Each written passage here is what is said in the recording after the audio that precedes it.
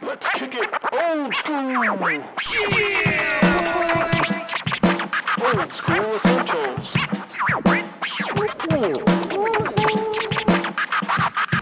The further adventures of the Thunderous Fury. All right, it is Old School Essentials, the Further Adventures of the Thunderous Fury, session 47. Time for the recap. So, first things first, we find out the loot. Turns out that the rather ornate leather armor is +1, yay, and immune to curses. Nice little addendum there. The chain shirt is also +1 and gives invisibility once per day for a short time. Then we have the Ring of Memory that you can put a spell into, yay. A scroll of protection from elementals, and some odd wood chips that are apparently only good for a month because you get a little better, harder to hit for a little while, if only if you're not wearing armor. Well, whatever. Some of that stuff at least was immensely useful. We have a couple of days sailing. The only item of note is we sail through, oh no, we missed the Shadow Zone, thank goodness. So first of all, we start out with an inordinately cold day, and everybody's shivering except for those who are a little hardier than normal. After that, we have the fun encounter. We hear a noise and see steam, and there's the head of a serpent coming up. So apparently some sort of underwater fire serpent, as strange as that sounds. There are various alarms going on, and various people attacking, but the notables of the day are Felix, who manages to get a grappling hook into the serpent and use it to good ends shortly. Basil, of course, leads off and plants the rabbit flag, giving us a little bonus to the individual encounter. There's a few back and forth where the serpent basically fumbles trying to take us down or grease the ship a couple of times. But then Felix decides we can lose the anchor as long as we can lose the serpent too, ties the anchor to his grappling hook and chucks it off. And indeed, serpent goes down, everybody claps, etc., etc., etc. Except apparently we're not going to have any more apples because Basil X has thrown away our apple crate yet again. So, I like apples. Yeah, too bad. So does your horse. Too bad. Okay, so we finally get to the islands, and of course the question of the anchor comes up. So Clintok hands over his rope and grappling hook for use. Yay, we still need a new anchor. Debate comes by, and Clintok intercepts him and tries to bargain for more money. Successfully, I might add. Hence why the bard tends to shut up when Clintok opens his mouth. Not only does he get more money, he gets great material. Indeed, Clintok manages to convince Juce that maybe the blind guy is worth taking on. And after a bunch of back and forth between Juce, Remy, and Crispin, Shield. After a bunch of back and forth, it is determined that yes, Juce is going to be taking Crispin off of our hands. And Remy is apparently still a little pissed at Basil W because she throws him a gold piece, a purse full of gold, and says, I think we are even now.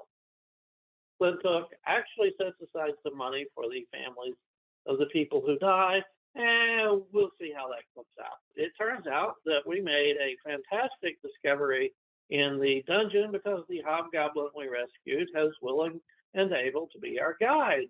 So, yay, we have a guide. We don't have to go find one. So, we leave to go pick up supplies and sail away, only to find that there is a dragonish outline flying overhead. It's not just a dragonish outline. It actually lands on our ship and introduces himself as Prince Electromax. Indeed, a true dragon. Basil X displaying the chutzpah of a con artist, or the brains of an idiot, challenges the dragon to a arm wrestling contest, and of course loses. But hey, we now owe a dragon a favor in addition to whatever else we need to do at various times. Basil decides that maybe maybe I could use the manager instead, because I'm not sure that was a smart idea, and offers it to Clintok. Well, I'm not sure that was a smart idea, but Clintok says he'll think about it. Later on in the voyage, we come close to another ship that's apparently eyeballing us from a distance, but doesn't actually do anything and sails away. And then we have our visions. We have a vision, or at least Orion, and I think one other person has a vision. We see an ape looking at us. We see him talking to the Mott. We see the Mott sweating in his gold lame suit. We see the ape looking back and forth. Hint, hint, they're after us. We are seeing that, yes, indeed, Clinkville is starting to know who we are and get descriptions out of the Mott. Wonderful, fantastic, whatever. We're already running away. Can't do it much faster. All righty, so we finally get to Twin Rivers. Of course, you can't go up to the fortress directly or the town. You have to park the ship far away and then get a boat or a barge in, which, we actually do. We park the boat, head into town, and what's the first thing we see when we go into town? Yes, indeed, there is a contingent of armed guards holding wanted posters, looking at everybody in line, trying to figure out, who are these people? Are these the guys who attacked Clinkville? At least that's what we assume, of course. Various party members have ideas. Orion tries to get people to wear scarves and claim that, yes, indeed, we're all sick, cough, cough, cough. But there's not much playing along there, so who knows how well that does. Clintok believes that there are better ways to cause a distraction, and bribes one guy to start a fight with another guy, who he is apparently incredibly happy to do so, while we try to end run around the guards, who aren't having much of that in any case. And of course, the last episode ends with Remy puzzlingly looking at the guards and going, wait a minute, how much were those bounties again? And perhaps realizing that if she turns us in, she'll have enough not to just hire a few porters. She can practically hire a damn army if she turns us all in. There we go. Will Remy betray us? Let's see what happens. Yeah, you guys are in Twin Rivers again. This is basically a fortress. The walls are like 40 to 50 feet tall. It's now a place where people can live and make their living. Have a life. And when the main gates open, instead of thinking of like a road going into a fortress, it's actually like a river. So the people bring barges and stuff in, and on either side is kind of like a sort of like a swamp kind of area, and there are grazing animals. And as you guys brought your dinghy boat up and you were in line, I believe Clintok, pointed out a couple folks in front of him and started a fight as he paid them some money for the one guy to punch out his friend, which of course he did, to create a distraction. And the guard just sent you away because you were wearing masks and had some disease. And you claimed you didn't know who these people on this paper they were showing you. And Remy has the paper and she's looking at it going, how much can I get for this? Karn and Basil Wilberforce. You'd have to tell me if Karn would go into town or not. Does he know he's wanted? There probably would have been a discussion by everybody else in the group saying, Karn, you're pretty recognizable. They may arrest you when you show up, unless you want to wear a disguise. It's kind of hard to disguise looks this good. Perhaps I should stay back. Mingling with dirty sinners isn't always my favorite thing to do anyway. And perhaps I think Remy wanted to have a word with me, but we got interrupted. Remy's headed with us into town. And like I said, probably realizing, looking at the numbers, that if she turns us all in, she can bloody hire an army to go out instead of, a few porters and pack animals. Then she wouldn't have the protection of Cuthbert. Cuthbert would actually be upset with her and displeased with her and may stand in her path. Who went into town? It was Zofan, Clintok, Felix, Basil, Bessex, Yep, and Orion. yep, So and Remy and Jalak. So the 7 of you. yep. Basil, Okay. Basil was trying to see. He was going to see if there are any tournaments going on. Basil Wilberforce might go with you. Okay. Probably with you. That we will say that Basil is on the ship. He's being just so quiet that you didn't even realize he was there. So Basil Wilberforce and Karn can give me a save versus spells at a -4. Save versus spells what? -4? Yeah, -4 to your roll. That makes it harder. Basil has 13. And Karn has a 12. So that was a 20 for Basil. Okay.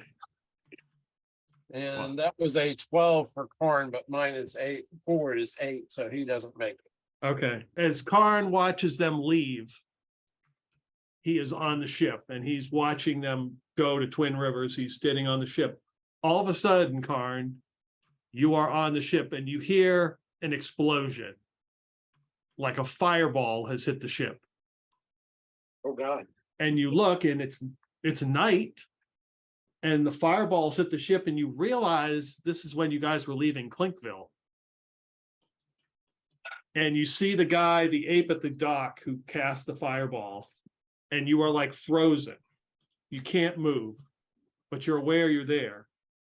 And emerging out of the fireball is an ape in long robes and a gray beard.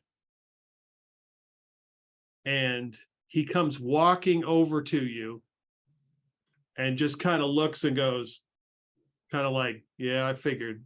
And then just walks away. And then there's another person who seems to be walking there a little bit. They're hard to see, like their image looks a little bit faded. He looks bald and he's sweating and he's in a gold lame jumpsuit. And he's like, he's pointing at you, go like this. You can't hear what he's saying, but he's obviously talking. And you see the ape turn like, yeah, I know. And as the ape walks away, he kind of vanishes. Then all of a sudden, you are now back on the ship and you're watching them row their boats into Twin Rivers. Now, the rest of the group would have mentioned that they had some weird experience, very similar, that they went through. But for some reason, you've experienced this at a different time.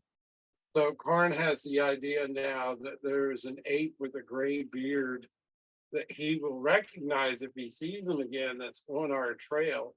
He's probably a sorcerer for the Ape Empire. And you know, the worship of Cuthbert has been in the shadows for too long. Right. Remy looks at the paper and she's like studying and she's like, can I keep this just in case I see him? And the guy's like, yes, we have plenty. And she's like, do you think, she says, this is kind of a low number. Do you think it will go up in the next couple days? Do you think the Ape Empire would offer more? Says it might. They're pretty desperate. She's like, okay. She kind of folds it up. She's like, let's go, Jalak. And Jalak is like, okay. And they begin to follow behind you guys. If you guys are taken up to the Temple of Saint Ventana. Now the rest of us catch this, right? Maybe. I mean, you guys were kind of ushered away with your masks on by a priest in robes who took you down, who took you down to the temple to get you cured of whatever you had. If you want to make a listen roll or like a D6 roll, if you think you would try to hear what she was talking about, I'll give you that. Okay. Basil would definitely be keeping an ear out for things like that. And I think he's got a hear noise of 1, 2, 3. Does that help him for this? Give me a D6 roll. Oh. No, it's hard to hear the conversation. Also, Okay. Basil W, you did get 200 gold pieces from Remy because she said, now we're even. She said something about what Crispin owed you because Crispin took Dumais. I mean, Dumais took Crispin and he is now gone. Oh, for the chainmail. Right. Okay, did he leave the chainmail behind but wear it off for him? Yeah, he left it behind. If he left it behind, he would say to her, why don't you give this to Crispin? He gave an eye. Maybe he can use this. She says, that's almost funny. Why don't you just keep that money? I mean, I will if you really want me to, but we had him rub that in his eye, but we thought it was going to help. We didn't think it was going to hurt. She gives you a look like that is such a bullshit story. That I don't believe it. Didn't we really think it was going to help him though? I think you did, yes, but she absolutely does not believe you. Yeah. She's like,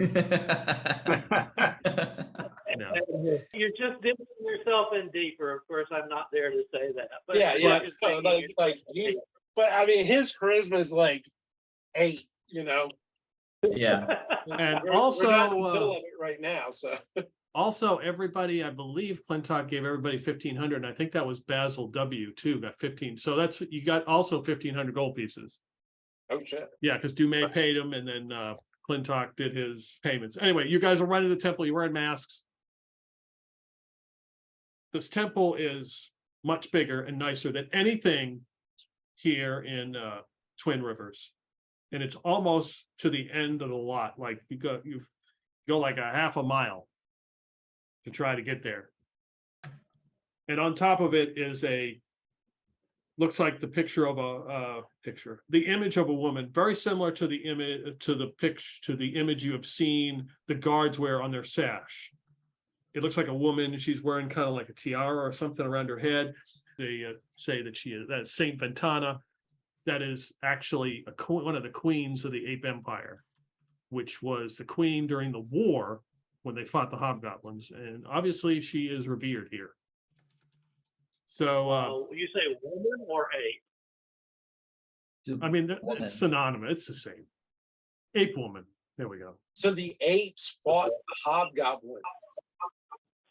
Yes. And so that hobgoblin we freed, he took off and disappeared while we were in the adventure. We caught back up with him. No, that was a lizard man who very similar to the lizard men you fought in the Underdark. The hobgoblin that you freed, Remy has paid to be the guide, and he is here. Yes. So yeah, you get up there and there's double doors, and and the priest gets in front of you. You're all wearing masks, and he's.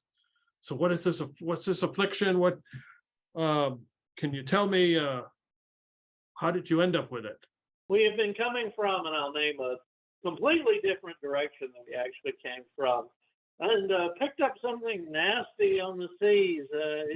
Had a couple of cold snaps, and we just picked up this cough. It's not that it's bad, but it's just persistent. It goes away, it comes back. It goes away, it comes back.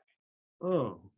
Now he gets in close. He says, "Does it burn when you void?" I said, we picked up a cough on the sea. Not we picked up that collapse in a whorehouse. I understand that a lot of people lie to you, brother, but this is true. Well, now that you mention it, sometimes I seem to have that problem. This is from Basil. But I've had that for like a few years. Orion visibly does this. Clintok pipes in. I think it's because we ran out of apples. This is the last one. Well, somebody threw them overboard. Hey, apples make great they make great weapons in a pinch, especially when you have a whole crate of them. I just thought that the burning sensation when you went was part of being a man. But back when I was 13, when it was my birthday, the last thing my father did for me before he ran off was he took me to the brothel and he said, "Now we're gonna make you a man." And it's been burning ever since. Yeah, I'm a big man, all right. I'm sure the cleric is getting a huge amount of amusement about this. Is there something we can do about this? I've heard this story. If I haven't heard it once, I've heard it 100 times. I will just wait out here. and I will go in and prepare something to drink that will help take care of this. And he opens the double doors and goes inside, and you guys are standing outside the temple. While we're waiting, I'm gonna ask Remy if I could take a peek at that wanted poster. So Remy comes walking up with Jalak. And she's like, you don't need, I mean, just look at it. And she points next to the door on the temple, and there is the poster like stuck to the side of the wall. She's like, I think that's the same one. Yeah, I'll take a peek at it, see how Okay. close they got. It says wanted by the Empire, and the pictures are very detailed, like very accurate. It's Felix, Clintok, Orion, and Zophan. And of course, Karn is like in the middle, sort of. His picture is much bigger. Oh, God. Black magic users of Saint Cuthbert, possibly were creatures. Approach with caution. Clintok pipes in. Mine looks nothing like me. Clearly, it was on my worst hair day. True. And they don't have your new burn marks. Yes, that's I that. guess we True. Felix is going to be the best one to deal with that. Damn, they got us good. Hate scrying. I suppose in a way that the Emperor might look at the power of Cuthbert as black magic because it stands for the Empire and the Oath Gods, right? Yeah. That's something that our synagogue hung on us accidentally.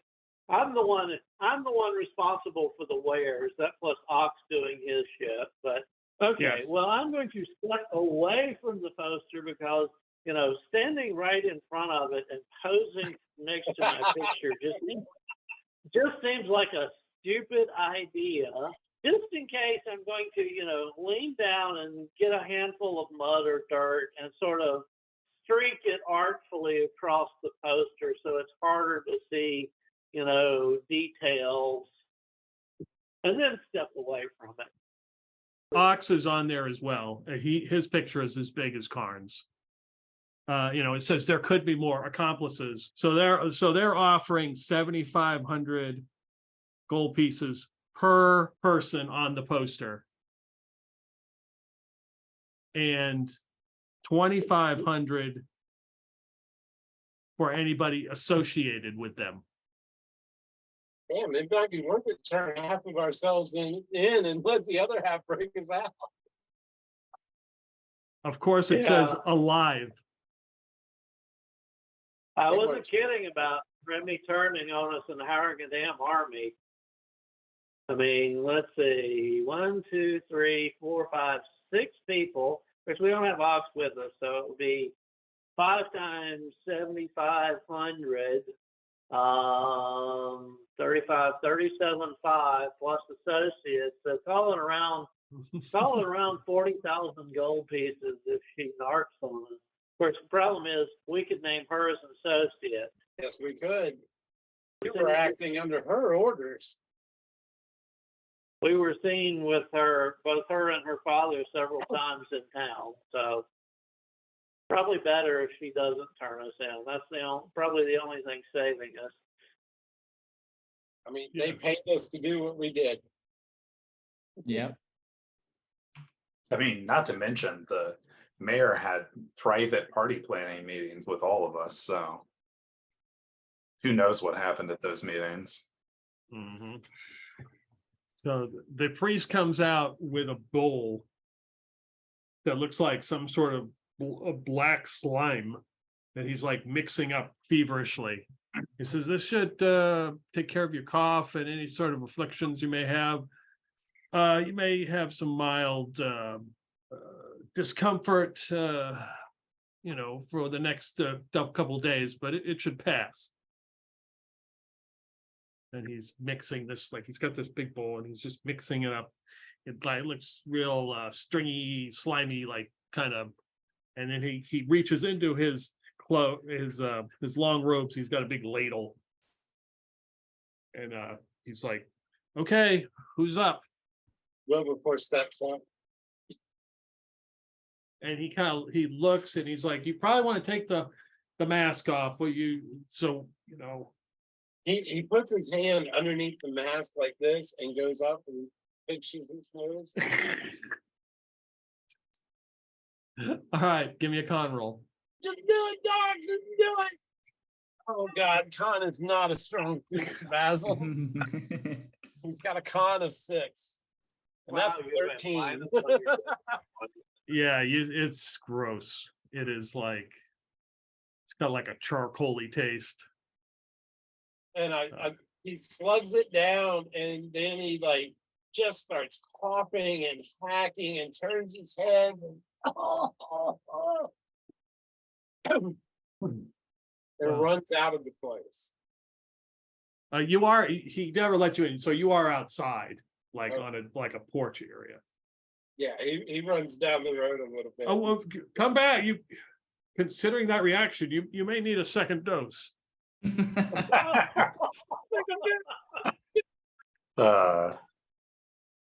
While while this fun is going on, I'm going to do what Spree says and take off my mask, but I'm going to like tie it on my forehead real low, like almost obscuring my eyes. So he is like, Yeah, I know. he's like scooping this up, and he looks and stops mid motion as you do that, and looks at you, and is like, "Okay." And he's like, starts to pour the stuff in your mouth. Okay, great. Whatever. I'll make the con roll you said, right? Yep. I made it. Rolled under my con. So. Okay. You cough a little bit. It tastes nasty, like charcoaly, nasty, slimy. But yeah, you don't cough or anything. And he just says, "You should feel better." And he just kind of stirs it up and looks at everybody else rather suspiciously, like, "Oh, okay, who's next?" Felix steps up and just like takes his mask off, not worrying about it. And Yeah, he's doing that, almost stops, like as he's rolling. Oh, okay, yes. And he just I'm good on my con roll. okay, yeah, the same deal. Just keep a straight face and walk away. Good luck to you. Onto Ventana. And he looks at the remaining group. Clintok holds up the apple core and says, "I think I'm good," and then chucks it into the street. Okay. Can you put some protein in that?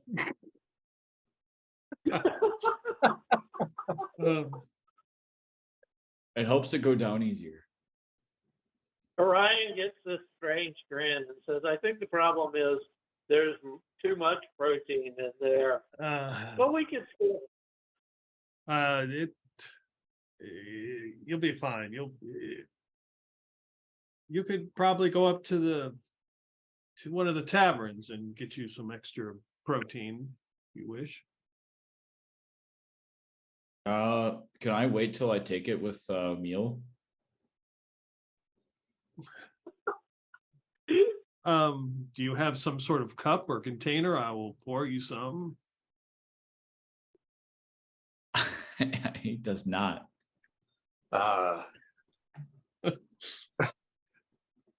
Clintok pipes in, "I believe you have God's cup, Basil. Pull out your hands."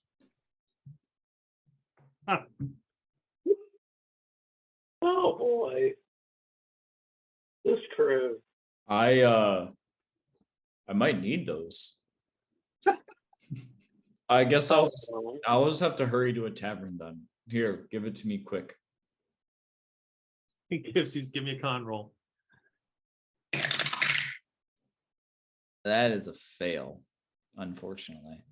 Yeah, it's nasty. You start coughing, it does not sit well in your stomach. You're like, oh gosh. Does he puke? No, you don't throw up. It just doesn't sit well. It's like heavy on your stomach. Ugh, I knew I should have waited till I had a meal. You can head to this if you like roasted lark. You can head to the Screaming Spear. He points to like a couple buildings. You can get some protein food there. He'll turn to the group. That's where we're going next. I need to wash this down with some chicken. Okay. Zelfan is going to have a daintier cough. But he will accept the drink. And Zofan also now 2 18s in a row. Zofan fails that. Yeah, it's again, it doesn't sit well. It's nasty. It's you kind of like you wish you could throw up, but it's like after some time it will settle. You'll be fine. Anyone else? And Jalak and Remy are just kind of sitting there. Oh well, we're fine. Thank you, priest. Oh yes. Unto Ventana, take care of yourselves. And takes the bowl, and he just kind of like. I'll make the guy complicit. I'll flip him 100 gold. Press to Ventana and hand him 100 gold. Oh, thank you. Yes. And he pockets it, in his cloak, and he opens the doors. If you need anything, we'll be here. And he just is watching you, and he closes the door. Basil W before he goes says, "We're going to that screaming place that you told us about. Thanks for the recommendation." Yeah, good luck with that. When he closes the door, Basil looks at the rest of the group, going, "We're not going there." We'll find Mr. Protein something somewhere else. I think showing up where this guy expects is going to be problematic. Jalak says that yes, there's another tavern called the Disreputable Giant. That sounds like more up our alley. It's for the lower classes. And there are 2 inns here. One is called the Last Light Inn, and the other one is called the Iron Dog Inn. Which one is less likely to have a poster of us on the door? Who knows? Remy's like, well, where are you guys going? I have to go send a message to my father, so I'm going to go to the general store. That's probably where I can send a message out. Oh, we've got to go to the general store. Shopping. Okay. Well, I think we want to, might be a multi-stop. We need to figure out how many supplies we need, but that'll tell us how many pack animals we need. And, if we want to hire a porter or whatever also.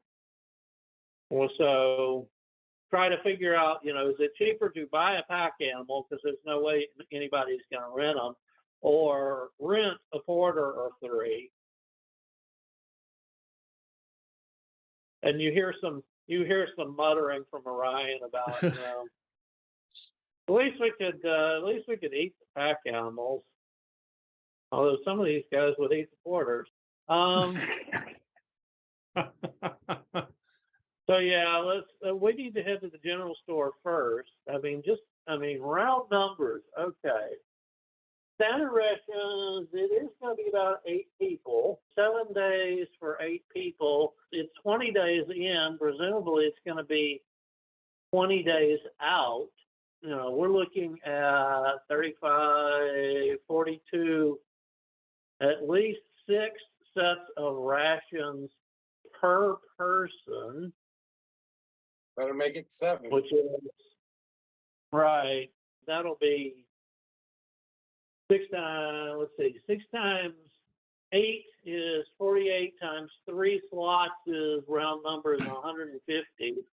So we're talking 150 slots just for the food, Then we've got bedrolls, tents, and presumably at least one cook pot. Two, if we want to factor in maybe losing one. And if you guys think I'm sharing a tent with you, think again. What? Feed for the pack animals. Feed for the pack animals. Yep. You gotta feed them too. Yeah, feed for the pack animals. I mean, we're talking wagon train here when all is said and done. So your contingent right now is the base is nine people plus 2 animals right now without anything. You've got 7 plus Remy is 8 and Jalak is 9. If you bring Muddy D, that'd be 10. You don't have to, I mean, he's hanging out with the group. You've got Karn's dog and his horse. So right there's your group without adding anything. When Muddy D, if nothing else, he can dig graves for us. That's true. He'll dig graves for us. Torchbearer. So is this a conversation that you are going to have here, or are you just going to go to the tavern and have it, or find a back alley, or? I think I mean Basil would advocate having this tavern or this conversation at the tavern. Sure, why not? Somewhere dark without a lot of light inside. Not many questions. Sure, we'll go to the tavern. I mean, ultimately, what we're going to need to do is, between Jalak's expertise and the general store guy sort of piling up shit and showing us, this is the pile you're going to need to take with you. That'll determine how many pack animals we need. Because the more I think about it, the more the porters sound like an information leak problem. Go to the tavern first. All fun starts in the tavern. Clintok says, I'll get us a room situation figured out, and I'll meet you at the tavern. Which one would you prefer to stay? The Last Light or what was the other one? The Last Light or the Iron Dog Inn? Or the Iron Dog Inn. Jalak will tell you that the Iron Dog Inn is a little bit more refined, as he would say. Diplomats or people coming from Clinkville would stay there. So we'll stay there then. Yeah, if we're gonna hump our asses through the wilderness for close to 2 months, having a nice place to stay before we go out seems like a concept. But aren't we more likely to get recognized there? Don't worry. I think I have a plan. If you say so. I'll trust in Clintok. All right, Clintok, you head up to the Iron Dog Inn. I'm gonna go to the Last Light first. The Last Light. Okay, you go to the Last Light Inn. And before I step in, I'll duck into an alleyway, take off my cloak, and then find some black soot or something. I assume that's relatively easy to find in the area, and run it through my hair until my hair looks gray and dingy and kind of messed up. Okay. And then put a little bit on my clothes, and then I'll roll into the Last Light. So immediately as you head into the Last Light Inn, and the name and there's the wooden door there on the side, of course, is the picture that you have already seen that has been plastered right there. And you walk in, the doorbell goes off. I mean, the little bell goes off, and you walk in, and there's a front desk and a small seating area where there's a couple people sitting, having some drinks. There's a rug, and there's a fire going, and immediately as you walk in, on the wall next to the reception area is a picture. It looks a very familiar picture you've seen of a very famous adventurer named Castle Strong, and he's signed it to the Last Light Inn. All the best. Nice. And then something else written underneath it in another language, you would probably guess, some obscenity. But you walk up to the front desk, and there's a human man there who looks very young. Boy, I would like, Yes, sir. Welcome to the Last Light Inn. Oh. You need a room. probably a few rooms. Me and roughly 8 of my traveling companions need a room for a couple of nights. Excellent. Eight a room each. No, we can share a couple of rooms. So 4 rooms, 3 2 rooms. 3 rooms, 3 rooms. I can do that. And that fellow over there, we've met him recently, said that you'd offer a discount to adventurers. Oh, you're talking about Castle Strong. Yeah, he was in here a while ago. I mean, a discount, sure. Do you know of him then? Oh, we are traveling companions. Oh, his stories are just so incredible. We have got ourselves into many a ruse. Seem to be big with the water and the lemons. Yes. Helps with the parched throat. Okay. Yes, 3 rooms for 2 days. Do you need baths? Do you wish to have baths to those rooms? Absolutely. Yes. 7 gold should get you those rooms for 2 days. Oh, why, quite thank you, sir. Might I have the keys? Oh, yes. And take 2 for yourself. Just keep this as low key as possible. With Castle Strong, we don't want to attract fans, shall we call them? Oh, yes. Yeah. Do you require water with lemon? Oh, Room? yes, please. Okay. Water with lemon, every room. Every room, water with lemon. I'll have to go to the Screaming Spear to get the lemons. I think we're out, but okay, and whose room is this name under? There's an inquiry.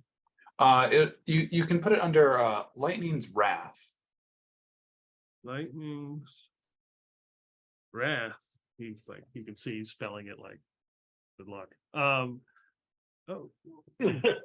Okay, Mr. Wrath. Here are your keys. 5, 7, and 9. Yeah, well, thank you. They're upstairs. He points to some woods. He's upstairs and to the right. You'll see them. Going to the tavern. I'll be back later. Well, good. Best of luck to you. Take the keys, walk outside. I will gather up roughly 9 homeless people, if I can. Oh no! If I can only get like 3 or 4, that's fine too.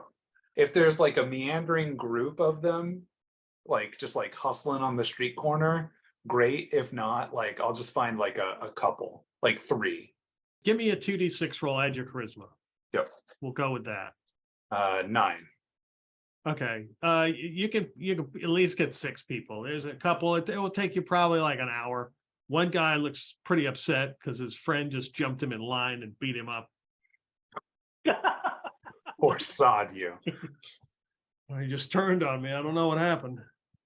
Oh, well, I've seen you're down on your luck, and I've recently come into some funds, so I thought I'd treat you fellows to a nice night and a bath. Actually, 2 nights. So, yeah, here are your rooms. Just the last light over here, and enjoy. Oh, sir, I don't know what to say. Well, who do we owe the honor to? You don't need to say anything. Goodwills. I mean, what a blessed day. And If anything, just praise the Imker. oh, yes, yes, we heard there's a new Emperor. This must be praise this new Emperor. Yes. And excited, they head back to the Last Light Inn. Okay. Their rooms. I duck back into the alley to see if my cloak is still like hidden away. Yeah. Okay.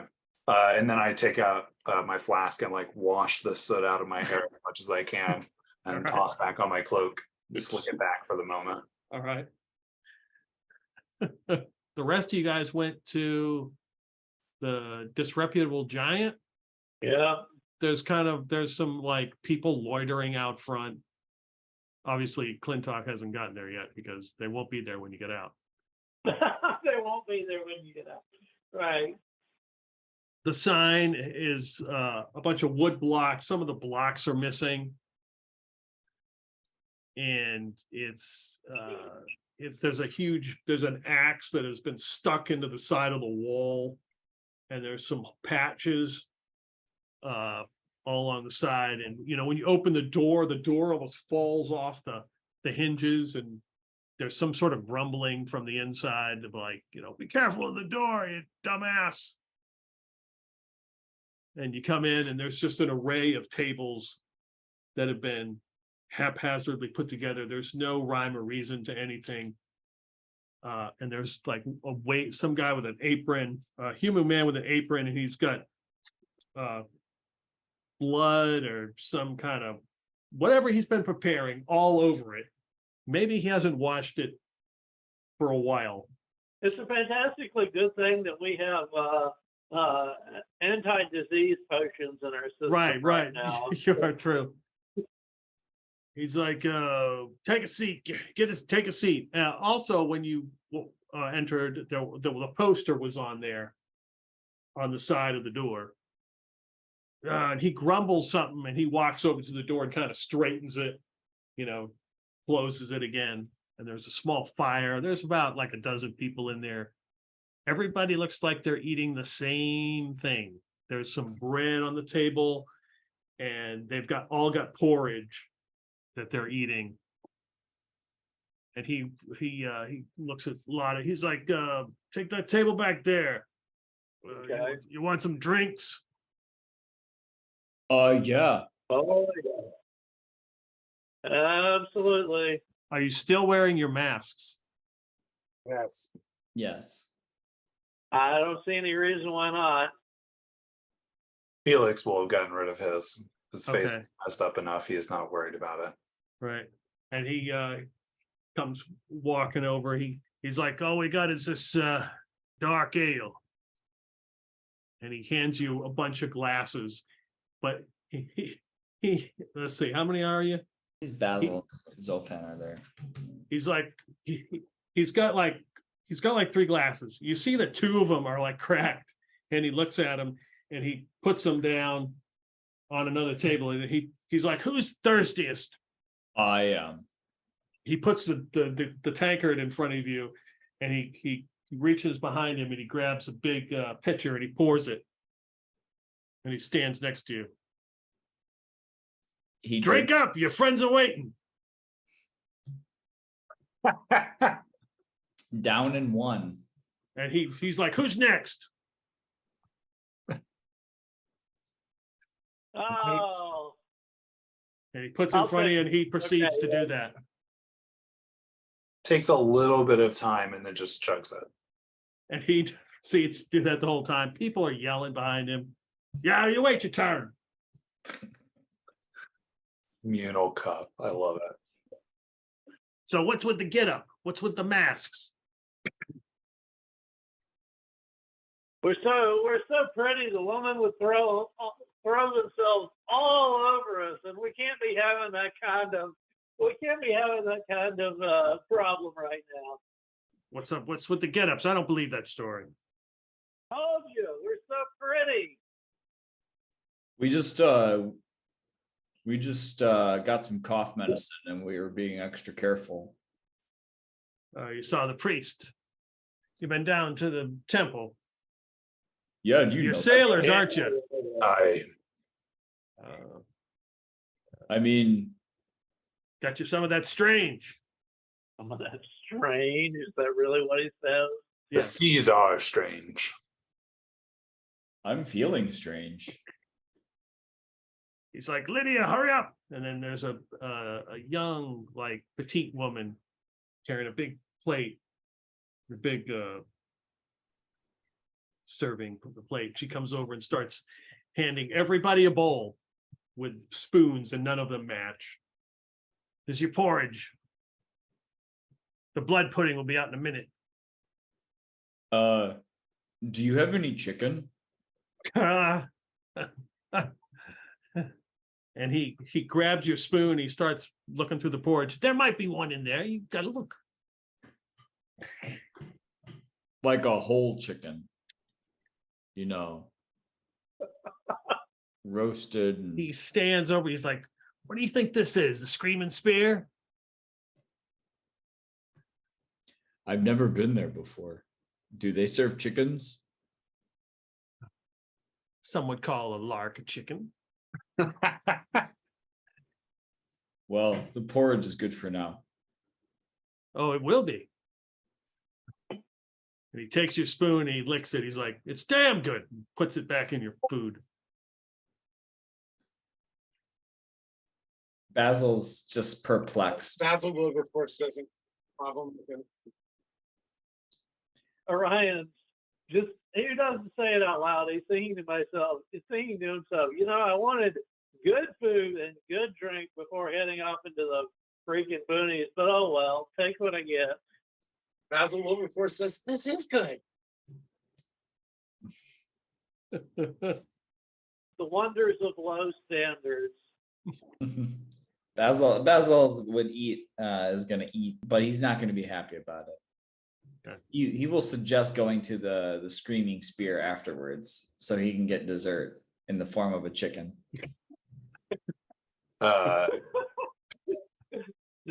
Dessert. Now, is it dinner time or lunchtime that we're at here? I would say, I don't think of when you guys got here.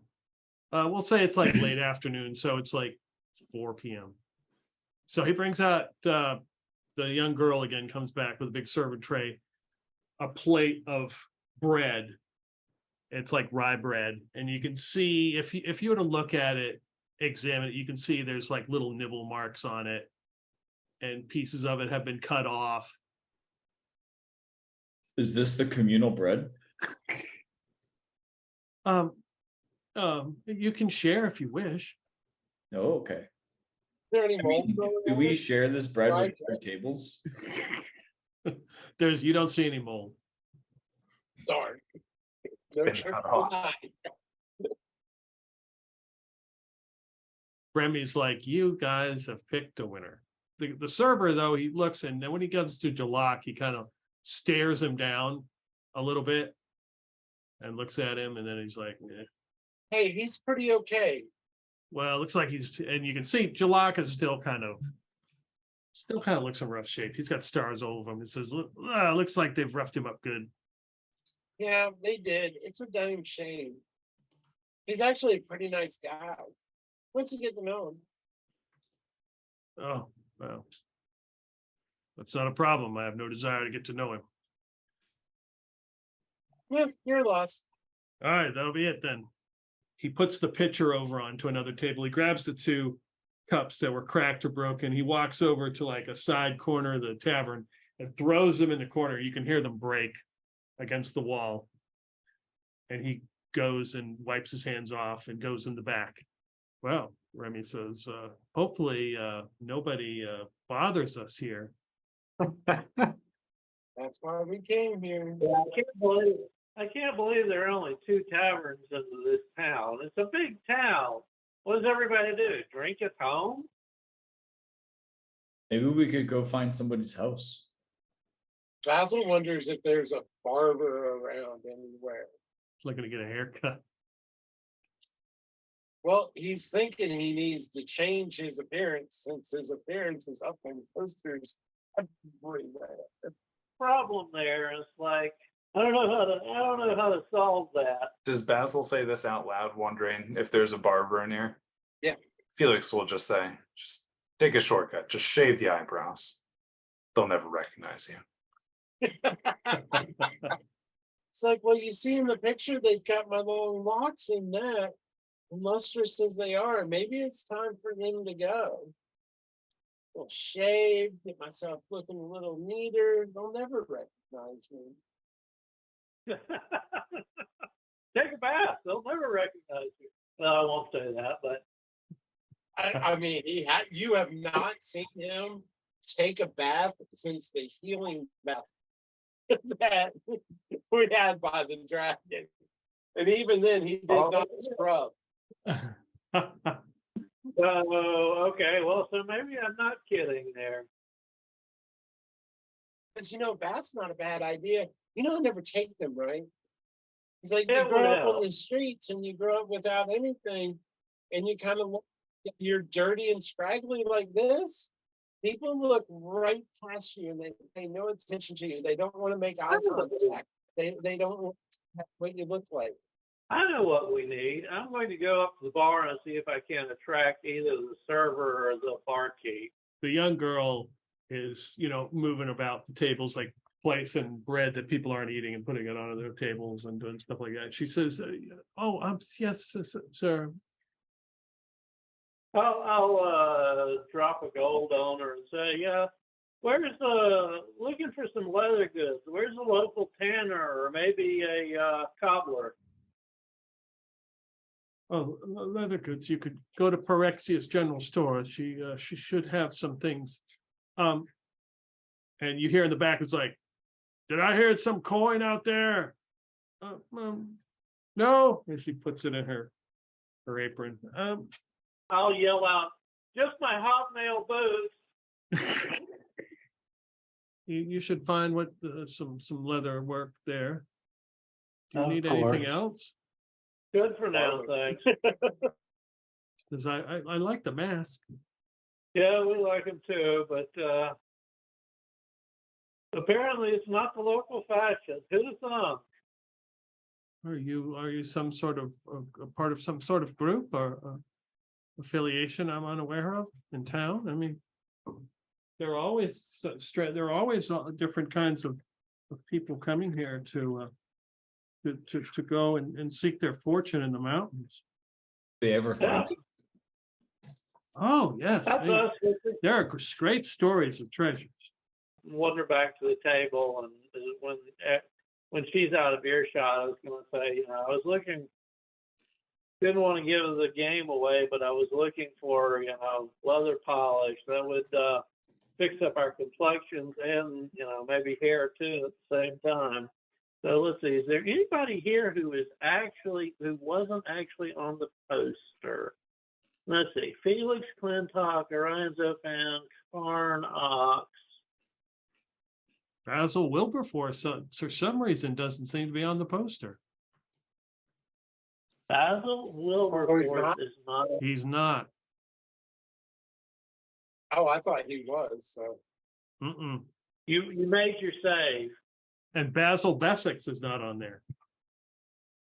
see, and he looks pointedly at Remy. He goes, "When you look like a street urchin, people just always overlook you and think the worst of you." So I will. Speaking of her, when you you know, talked to Kurt about it, when he had said that they were trying to do something with the eye stuff, backed up his story, by the way. So when she talked to Karn, basically she wanted to know if Karn could do something about his blindness, and wanted Karn to find out what had happened, because for some reason Crispin did not tell her what happened.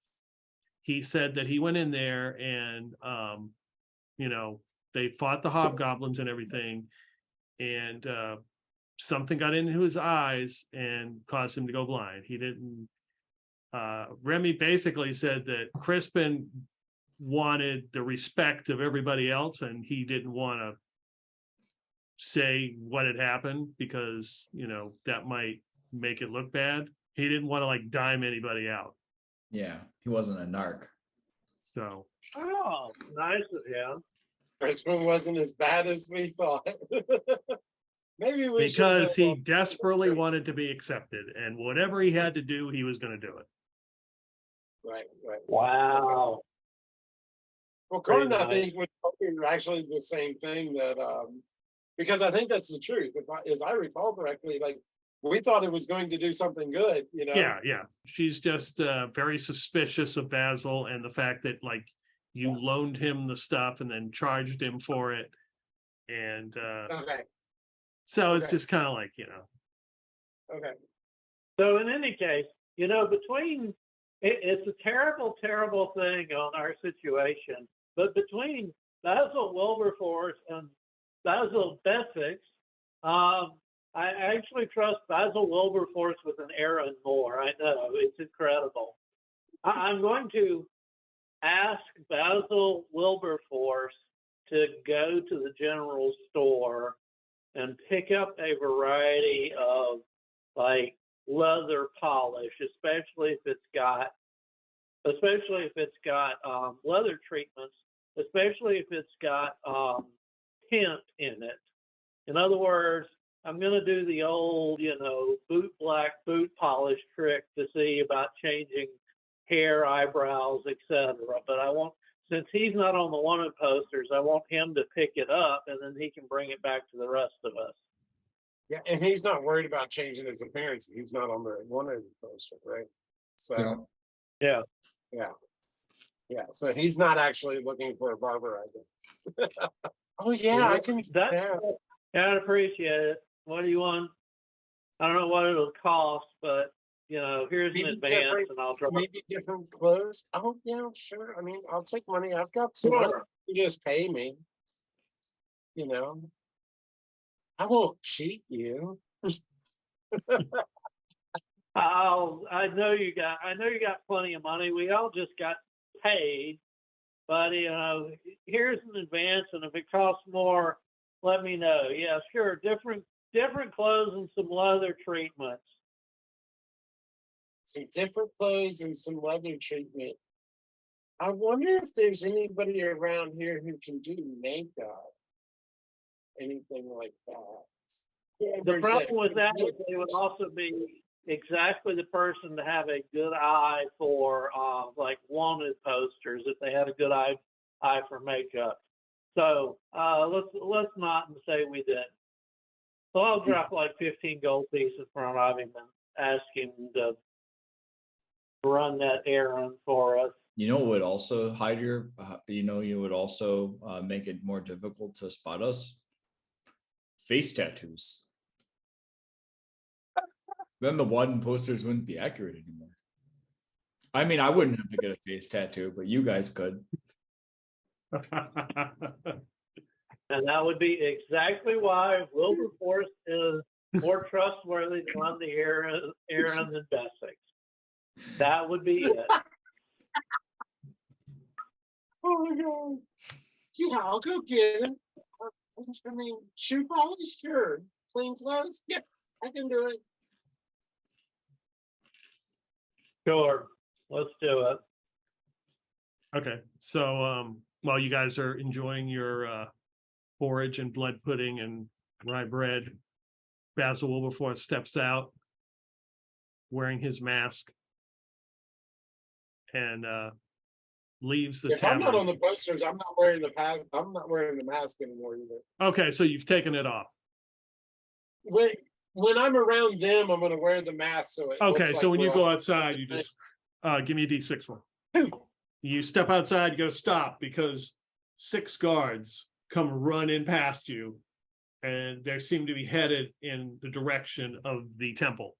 All Now right? it's a good distance away, but they could be stopping somewhere else, but I they're keep headed in walking- that direction. I Okay. keep walking and I walk in that direction, and so I can keep an eye on them without looking over my shoulder. And I Okay. wait for them to get a little bit further away, and when I'm sure that they didn't notice me, I turn back around and go back into the tavern and tell Okay. them I just saw a bunch of guards heading in that direction. So you report that to us. Yes, and then I go back out and go do the shopping.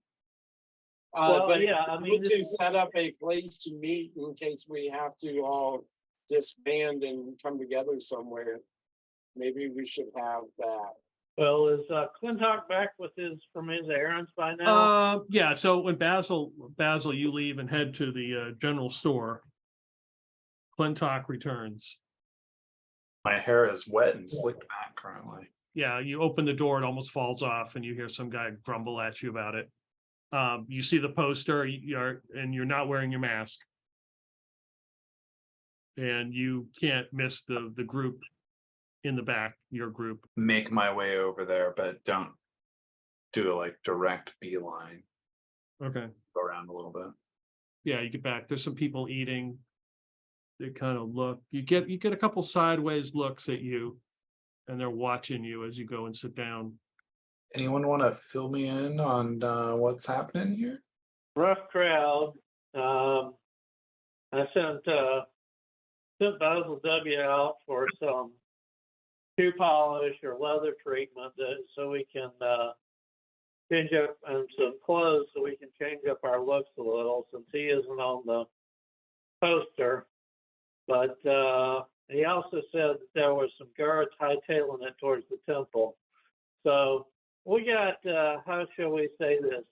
For a good chunk, for a good number of us, things are, there's a clock ticking. Zolfan pipes up. Did we tell the priest we are coming here? Like, he suggested that we go to the screaming spear, but we Right. No, you didn't say you were coming here. okay. Somebody said somebody specifically said we were going to the Screaming Spear. So Basil W was like, we're gonna go there. yeah, Basil W said it to presumably to throw off the scent. Mm-hmm. It's a pretty good idea not to go there for Buckets. If he doesn't catch on, somebody may have to remind him or fill him in on it. Just order some takeaway chicken. Sure, it's fine. Yeah, Basil he can will go keep by- eye out for street vendors selling, like, cooked meats or whatever as he's going to or from, and see if he can find like turkey legs or the equivalent. Buy half a dozen and bring them back for Buckets. Yeah, you don't find any vendors out on the street. Sorry. So off to the general store. Okay, so you go to Pyrexia's general store. It is like across on the other side. Basically, all the buildings like make a line. They go all the way to the end of the fortress, sort of, and at the very end is where the temple is. There's a few buildings behind it, probably admin or some sort of barracks or something. But you go across the street, and a couple buildings down from the last light in is Pyrexia's general store. You walk in, and there's shelves and rows of assorted items, equipment that you would guess you would find at a general store.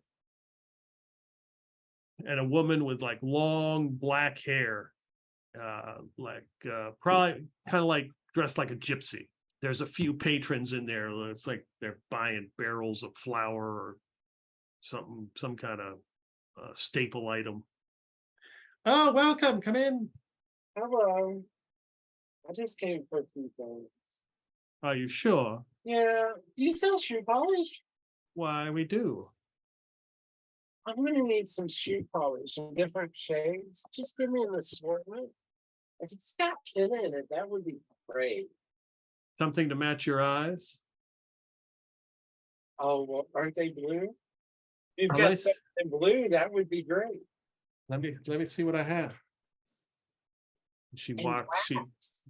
gets lost in one of the aisles, looking for something. And I look around and I want to see if I can find wax, like a towel of some sort, something that's like sticky and nailable. Yeah, you find some wax. Yeah, there's another guy, older man there, buying some candle. Like he's picking up a bunch of candles, and all the candles look like they've been burned down to like nothing. And I'm he's thinking like collecting. mustache wax, that kind of. Yeah, it's kind of in Yeah. the same like general area. He's like collecting them in like a wooden cart. They look like used candles. He's like, the best deals. Now that the festival light's over, these are all the excess candles. You get them while you can. I was looking for some mustache wax. This patchy beard could use a little bit of work. Oh, you new to the area? Just come Haven't seen you before. Oh no, I'm new to town. He looks you up and down. I would I'm guess here you're from the islands. the islands. Came here so we can stock up on some goods and go to the mountains and get into some adventures. Oh yeah. So let me guess. I would guess you're a world treasure finder. Well, that would be me. Oh, I knew it. I knew it. It's all excited. I'm menial. I'm just a servant. I'm here running errands. I'm just an errand boy. Oh, so you just got in the group. Mhm. We just got here. So okay. So you know Marcos then?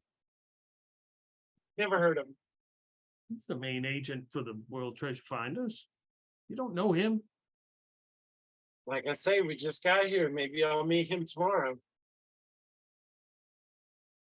Marcos, yes. Okay. He's good. He's a good fellow. Good lad. Marcus, you say I should look him up then. Yes. Yeah. He's staying at the Iron Dog. Only the finest for Marcos in the World Treasure Finders. You don't worry. You'll be treated right. So Marcus at the Iron Dog with the World Treasure Finders. I'll have to tell my employers about that. Worse. He's not going to tell the truth. This is Basil. So yeah, he's all excited. He's collecting all the used candles. That's like, this place is sort of like a general store / building 19. Just like he's collecting them all, and he goes up there and pays like 3 copper. Are there clothing items here? Oh yeah. Yeah, there's a bin of clothes. Not necessarily washed, but there's a bin of clothes. How about cloaks? Cloaks? Something that looks different than his very tattered, ratty looking cloak. Yeah, you can find something that's, presentable. But also something that my friends can wear, because I'm thinking of ways to try and disguise them. Maybe hats, eye patches. A whole assorted array of items. Yeah. Yeah, so she comes back with 4 different polishes, like a black and like a deep, like a navy blue tan color, and a olive green.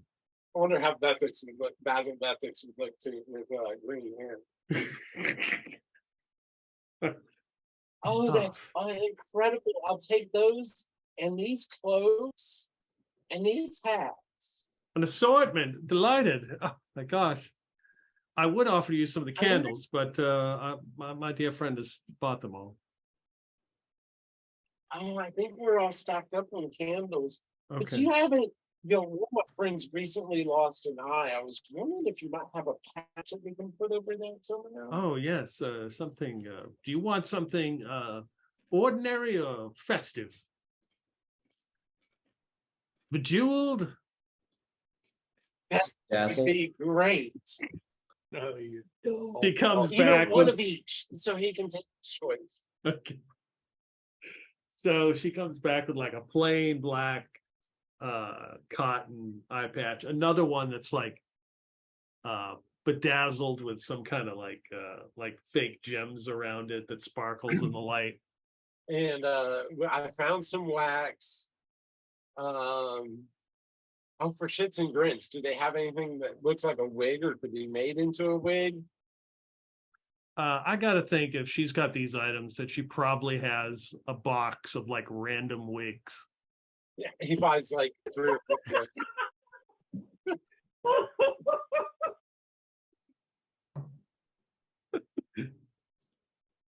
Oh Lord. How about paint? Oh, Do you have excuse any me. any dyes or paints and stuff like that? Oh, so yeah, she comes back with like some red and yellow dye. Okay. And she has a blonde kind of, like, she shakes it out and there's some dirt that comes out like a blonde wig and a brunette wig, and one that looks, it's really long, but it's all gray. Okay. And a couple of the pieces break off. She said, this will be fine. It will work. Are you some sort of acting troupe or something?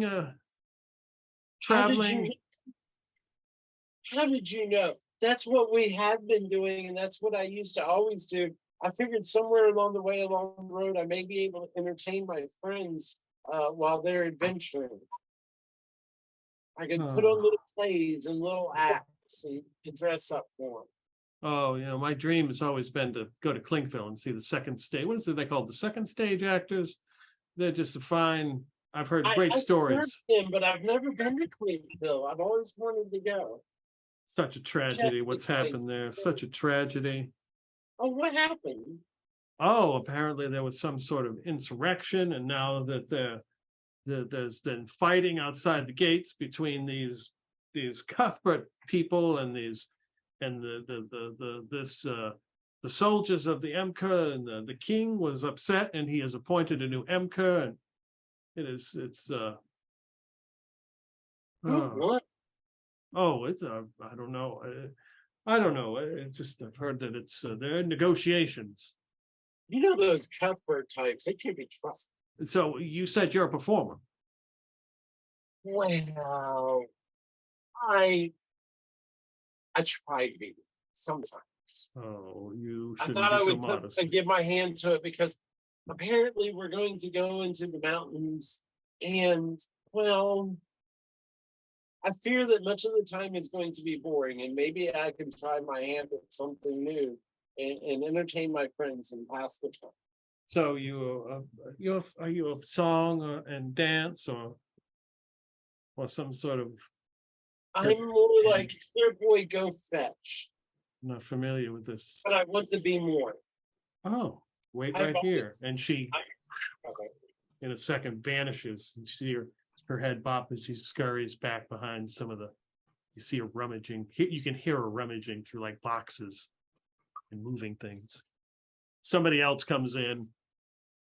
They're like picking up like some tools or something.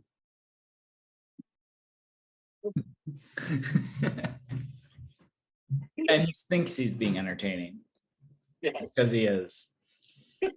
So she comes running back and hands you a book. Oh yeah.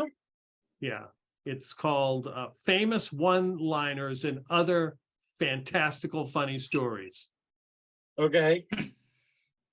Other funny, fantastical stories? Other fantastical funny stories. Said this should keep you entertained. It's free. It's no charge. No charge. Oh, nonsense. Of course I can give you a little extra for that. My benefactors have loaded me up with goals. Oh, they How have. much is everything going to be? Oh, well, 40 gold pieces. Yes. Tell you what, they gave me 50 and said spend it all. So here you go. That should cover the extra items for the book. And I thank you so much for thinking of me and noticing me. Oh, do stop in again. Oh, I'll come back tomorrow. Oh, Apparently I'm going to go find somebody named Marcus at the Iron Dog. He's part of the World Treasure Finders.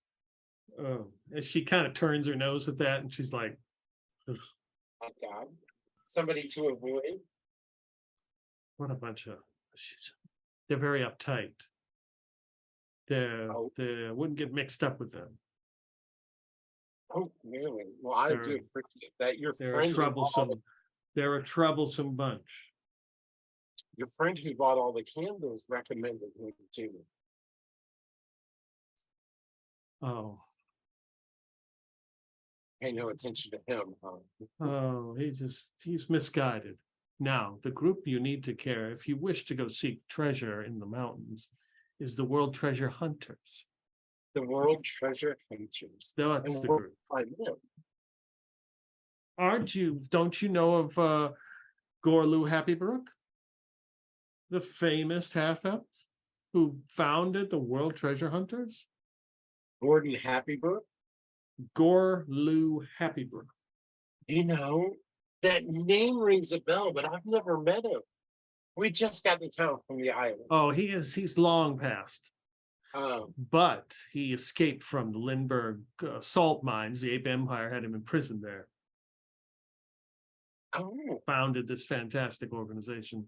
I was privy to it a few times in my very illustrious career, doing many things. And she kind of like looks over all the aisles of stuff. How do you think I've acquired so many items? oh. But you have many a fascinating story you tell about that. Well, then how do I Yes. find the world treasure hunters? Oh, there may be one in town. Now, Obviously, they're the ones that we need to talk to. where are you staying? I don't know yet. Well, when you return, I shall have a name for you that you could speak with. Well, then I will have to return here tomorrow, first thing in the morning. Just remember what Gorlu Happybrook said. The ethos for the World Treasure Hunters: acquiring a claim from another before the dawn breaks is not a question of ethics, but prudent planning. That sounds right up my alley. That really sounds like a thief to me. She kind of, takes the gold and kind of whisks away and goes off and helps somebody with, buying a pick and a shovel. That looks fantastic on you. I guess I gather up all these goods and take a sack out of I've got a large sack in my backpack and I just stuff it all in. Yeah. I'm Right. walking through the streets dragging this. All right. So you guys are at the tavern. Clintok. The bartender comes over, puts a glass down, takes the pitcher, fills it up. He's like, got people waiting. I'll slide it over to the Basil and say, you can have mine. Thanks, I need it after that medicine. Picks up the glass and wanders over, and they slap down some porridge in front of you. Grudgingly eat it. Remy's like, I need to get a message. I need to go to the general store and get a message. Are we just gonna hang here? We can meet you there. Some of us have overexposure problems in this town. Hoping Basil comes back with something useful for that. Okay. So she gets up and her and Jalak head out. And Basil, you cross paths with Remy and Jalak as you're lugging this shit across the road. She kind of looks at you and she's like, I guess you found more than what you were looking for? Found so many useful items for our friends. Good. We're headed to the general store. I got to send a message out. There is the most wonderful lady working there. You should really like her. Did I catch her name? It's Pyrexia's general store. You would guess her name is Pyrexia. I believe her name is Pyrexia. Sweet, sweet lady. Mentioned that you like performance, and she'll probably really take care of you. So yeah, you see Basil comes in, the doorbell falls off the hinges, and he lugs this big sack of stuff. Got some things that you didn't actually ask for, but I found wigs and I found some wax, and we can take some of my hair and cut it. You embed it in the wax, and then you mash it over your lip, and you got a mustache, beard. I got some paint. Somebody can have a scar. Look, who wants to be missing an eye? Who wants to play? I could miss an eye, and then he would put it over. Okay. We can't exactly. Okay, you went over and above. I get it. Great, wonderful. We can't exactly do this here. We do need someplace private to give ourselves a makeover. I'm sure there's an alley out back. Place like this. Let's go see if we can. Well, I've made a distraction. We'll get to the actual room later. The Iron Dog, but there's some patsies over in the last light. Under, get this. Lightning's Wrath.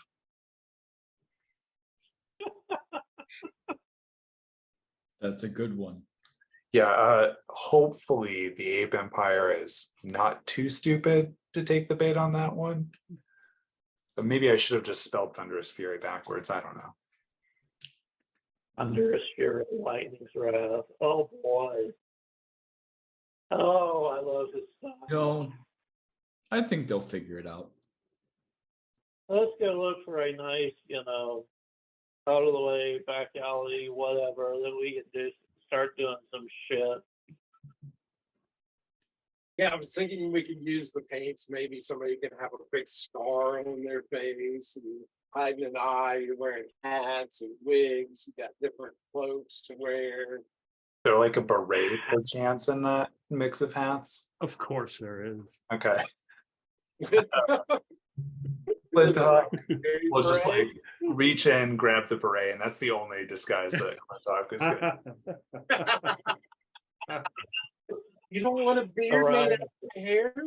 Oh, Or we can cut up one of the wigs to use it to make a mustache and beard. You don't have to use the hair. Clintok thinks his beret is sufficient. I'm just like, oh my God, we're all going down. Orion's going to put in a little more effort to this. First, he's going to check and make sure that the shoe polish doesn't irritate his skin too much. He'll pull up a pant leg and rub a little on his thigh, rub a little on his calf while he's checking out the other stuff. So he's going to see what Basil Wilberforce brought in the way of clothes while he's given a couple minutes to see if the shoe polish is going to mess him up. And then, let's see, golly, what else? Paint, wax, what the hell? Lots of random wigs, red and yellow dye. Holy cow, he went overboard, didn't he? Well, if somebody paints their face yellow around their eyes, they'll look like they're jaundiced. Sick. Maybe with some of the black shoe polish as well. As long as the shoe polish isn't irritating my skin, I'm going to go with the tan on my face and the black in my hair and eyebrows so that I'm clearly, a lot darker than I was before, and change up the clothes a little.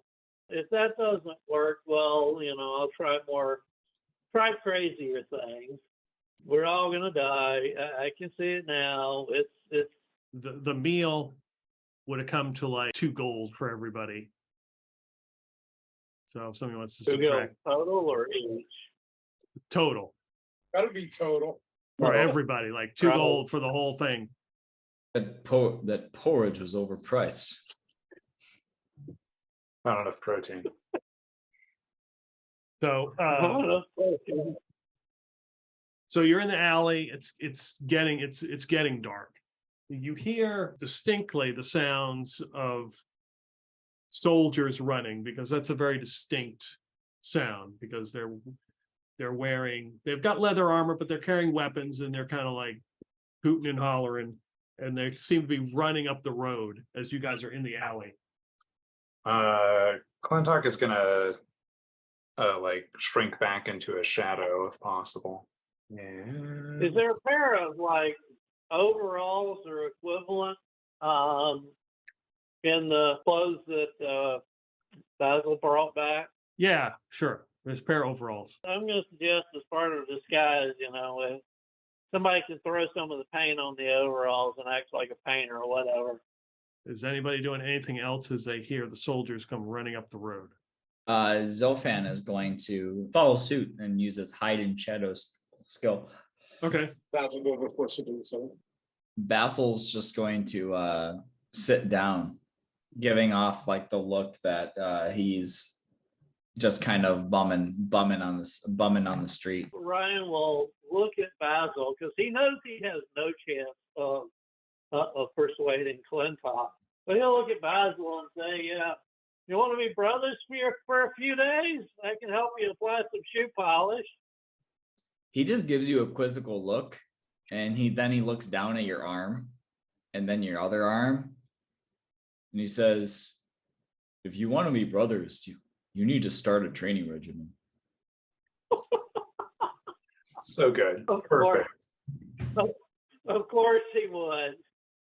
Oh, speaking of arms, I'll make sure like hands, which should be the only thing that's really obvious, or got the polish on them too. Orion sort of pauses and he says, "Fine, we can do that for a bit." The rest of your life starts tomorrow morning. Okay, so the rest of your life starts now, and unless he physically stops me, I'm going to start making him up with the shoe polish. Okay. Clintok did fail his check, so he is not actually hiding in the shadows. So you hear the noise, and then you see down, like in the road, you see, looks obvious, a guard with his leather armor and helm, and he's holding up a lantern. He kind of looks, he kind of shoots it down the alley. He catches a few of you, and he's kind of looking. Someone says, "Oh, the owner's here. Next, check behind the screaming spear. Back this way." And the guy starts running back over the other way. I believe this is our opportunity to turn in for the night, gents. Yep, I agree. Yeah. Let us hurry. When they inevitably don't find what they're looking for, there's only a couple other options in town. All right. To the Iron Dog, then. We sleep. Yeah, you guys make your way down the alley. You can see that the guards, you can see kind of like, you see some lights from various different shops and buildings, but you can distinctly see the guards are across the street, and you see them duck down in an alley next to the Screaming Spear Tavern. Some people kind of move out of the way and they go running down. There's a couple out front just looking, and then one goes in the front door.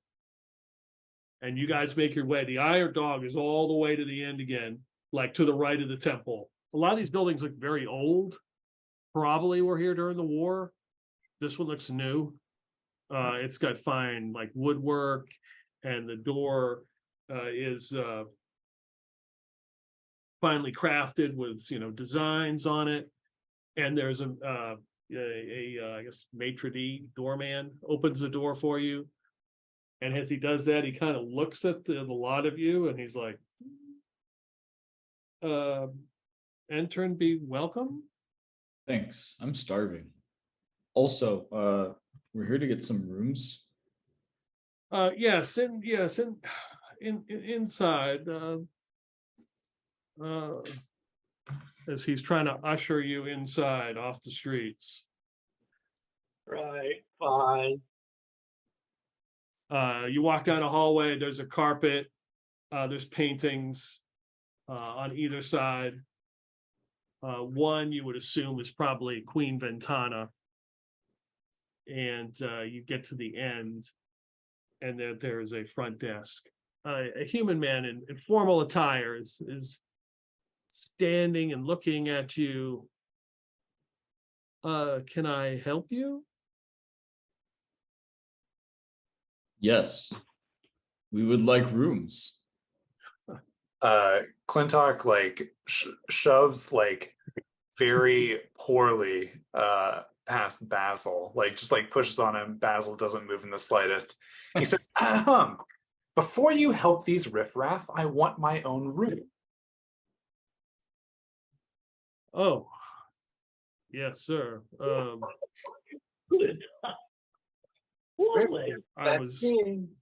We may have a room for you. I assume it's the suite. All our rooms are suites.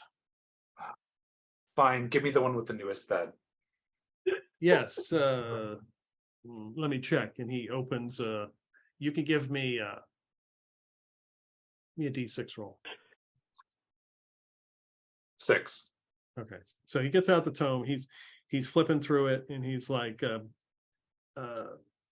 and your station is? My station, good sir? Yes, your affiliations. Are you, what is your standing? I am an envoy from the Imker. An envoy from the Imker. Yes. They don't send us out for anything. You have some paperwork for this? He leans in really closely, says, "And of what station are you, sir?" I am the proprietor of this establishment. Yes. And you do not serve the Imker?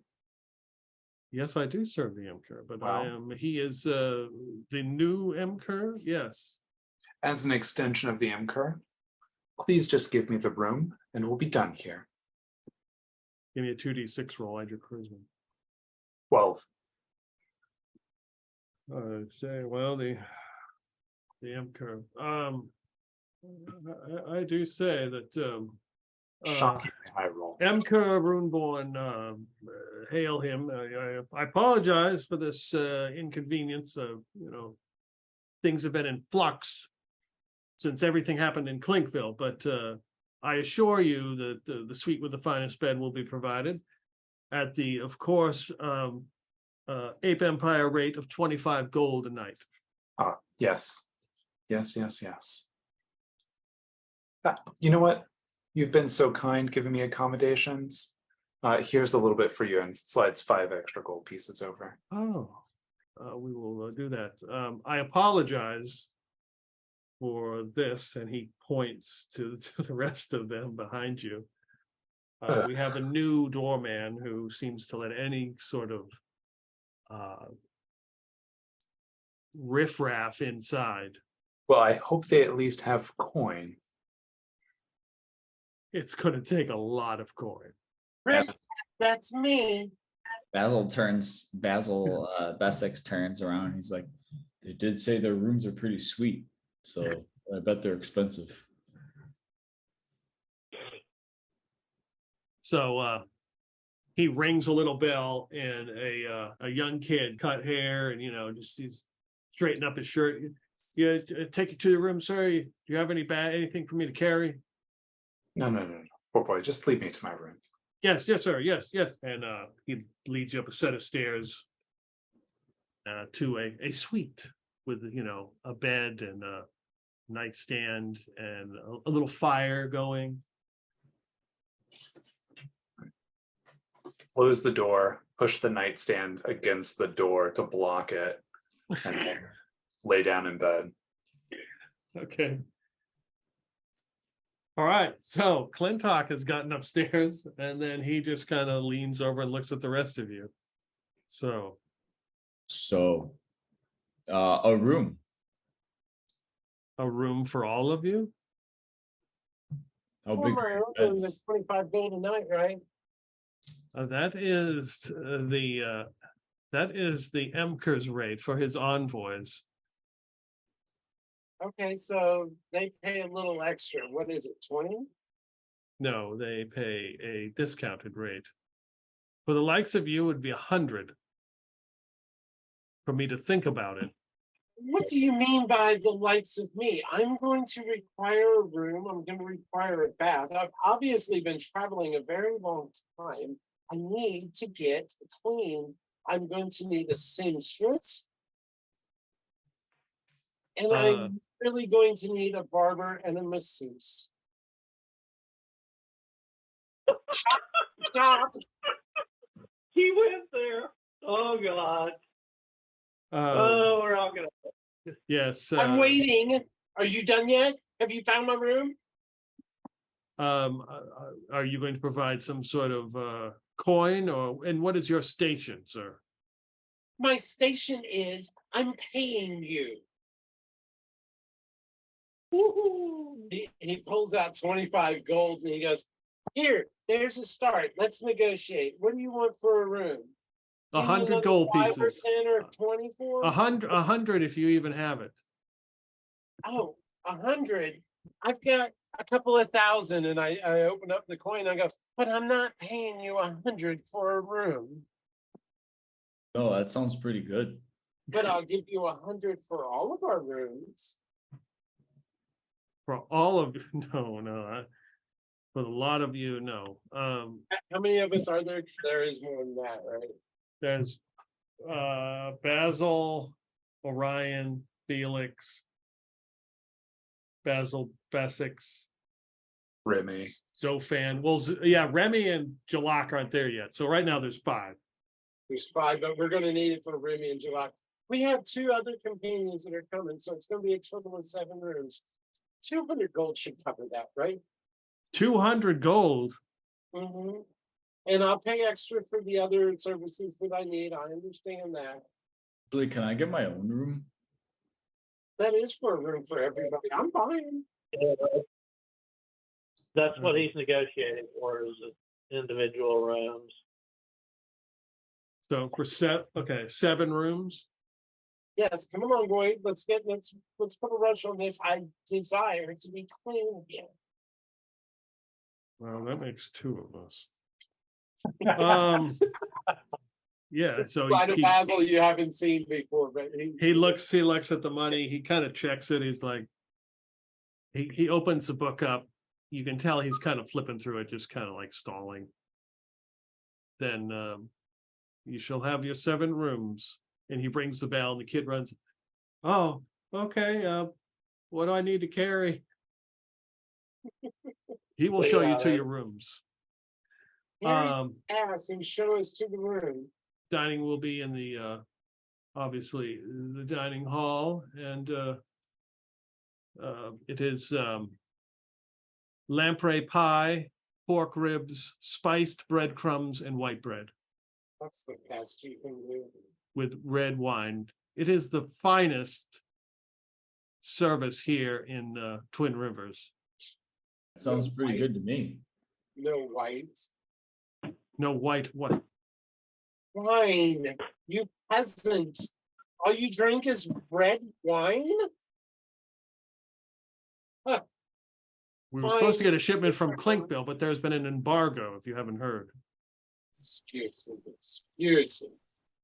I think we should go to our rooms. Good sir.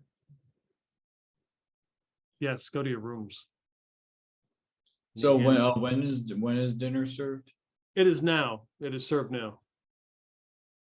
Okay, well you guys can go to the rooms. I'm gonna go get dinner. All right. So yeah, he the kid leads you upstairs to all your different rooms, and then comes down and leads Basil Besix into the dining room, with fine dining. There's a chandelier. He sits down, he puts the napkin up, puts that on you, and Yep. you get your own glass with a pitcher of water and some red wine, And Basil always has goes fine dining in his chainmail. Orion's going to spiff up just for a second or two, and then say, screw it, probably the last good meal I get before I'm executed, and go join Basil X down in fine dining. He'll sit down and look at Basil X and says, you always keep talking about protein. So is the lamprey or the pork that's better protein for training? Lamprey is a delicacy. So pork when you can get it, but chicken is really where it's at. But you take what you can get. And he'd bite off the head of a lamprey. What the heck? I want lamprey and pork. yeah, you are served pork ribs and lamprey. Yeah, it's lamprey pie. Lamprey pie. The head of the Of lamprey. course. Yeah, they bake it, and the heads stick out on either end. Oh boy. Lovely. So let's see. So Orion and Basil Besix are eating. Clintok has sealed his door to his room. What about Basil Wilberforce? He's getting Felix will also go eat. okay. Getting his Basil W getting his haircut and massage. He expects his dinner to be brought to the room and not have to dine with the peasants. And he wonders when he's going to be able to have the masseuse. He understands that maybe it seems fish, maybe tomorrow. But he sees no reason why he can't have a masseuse and a barber tonight. And no, he's not thinking call girl kind of masseuse. He wants a massage. He wants to. You didn't tell Remy where you were going, did you? Yeah, we told her at the beginning. Yeah. Clintok's little side deal was just that. It was the side deal Okay. on his own. Yeah, so it's so as you guys are eating, Jalak comes in to the dining area and sits down and starts to eat with you guys. Oh boy. Started up Hobgoblin. He must be scaring the rest of the crowd. I'm not sure who's worse, the hobgoblin or Felix's face. I mean, you get a couple, yeah, you get a couple looks from the people, but they've seated you like far enough away from everybody else that doesn't seem to be a problem. So Basil Wilberforce, there's a knock, and it's like, you're the barber masseuse are here. Oh, both at the same time. Fucking peasants in this place. Let them in. Okay, and you can see it as a man and a woman. They are modestly, you know, they're not lower class, they're not middle class. They're probably more like lower, and they like good to meet you, sir. We are here to provide you the services that you required. They came and got us. I've been on the road for a very long time. I need to relax. You can start with a foot massage while the barber works on getting my hair nice and clean and neat. Okay. I'm getting this patchy beard shaved off. I want to be clean shaven with a nice neat mustache. Okay. The only that the hair grows on me. I'm young, I know. So yeah, so they're probably in their like 30s. So the man kind of gets down and he rolls up his sleeves and cracks his knuckles and he starts to give you a foot massage as the woman like starts to, you know, she takes out a basin and starts to wash your hair, you know, to give you a haircut. And the guy's like, you've been on the road? For years, it feels like. I know. They're not very clean. You can watch them while you're down there. I'll pay. Whatever. Well, he's like, I've seen worse. And once she's done with that basin, he starts washing your feet. What brings you to Twin Rivers? Well, apparently we're going to go on some more adventures. We're going to spend some more time on the road. So I need a little bit of time to get pampered. My hair's going to grow back. Beard's going to grow back. Feet are going to get dirty again. My clothes are going to get tattered again. What can you do? But I guess we're going down some road and we're going to find some plants and it's all beyond me. The woman kind of, she's like, enough of the questions, Dory. Just he doesn't want to be bothered. And she like starts cutting your hair. Oh, I don't mind being bothered. Can you tell me anything about the roads from here in the mountains? Well, they don't call them the old ghost mountains for nothing. I mean, it's treacherous to go through there. Do you have some sort of guide or somebody? Not to mention, our guy's downstairs eating, I think, or he will be soon. Oh, well, you have a guide, then that will help. Are you going to raid the tomb? Tomb? What tomb? Yeah, she goes, shh, quiet, Dory, don't say that too loud. You know, There's a tomb to be raided? Yeah, the Ruga's tomb. You know, the hobgoblin patriarch. The man who, the goblin who originated the 4 clans. There are riches in that tomb. She's like, don't be telling story. Danielle, there's riches in those tombs. I know it. There's a vast network of passages and secret hallways and things that have been unexplored. Not the kind of thing that I'm into, but my companions would love to hear about that. It's said that there are riches beyond belief. You could get in there and find something you could retire or move to like WTH City and live in splendor for the rest of your days. Oh, that shithole? No. I wouldn't. WTH City, have you ever been there? Of course. Who hasn't? A lot of us. Oh, that's right. I'm sorry. I must have put on airs. But yes, But no, there's nicer places than that. That's just a tourist trap. Trust me, you don't want to go there. It's not that great. oh, okay. If you follow the upper Grogar River, you'll run right into it. You know, when you get there with my feet, can you draw me a map? A map, there should be one in town. There's plenty of maps of the area. Oh, okay. And this tomb, Ruga's tomb is on the maps? Oh yeah, everybody knows where it is. Then why has nobody already gone there and not claimed all these riches for themselves? Oh, because usually one of the clans is occupying it. Oh, it's protected. Depending on which clan has it, depends on how far you'll pass. The Ape Empire hasn't dealt with it because of the whole fact that it's sacred, and they've decided that it's been hands off.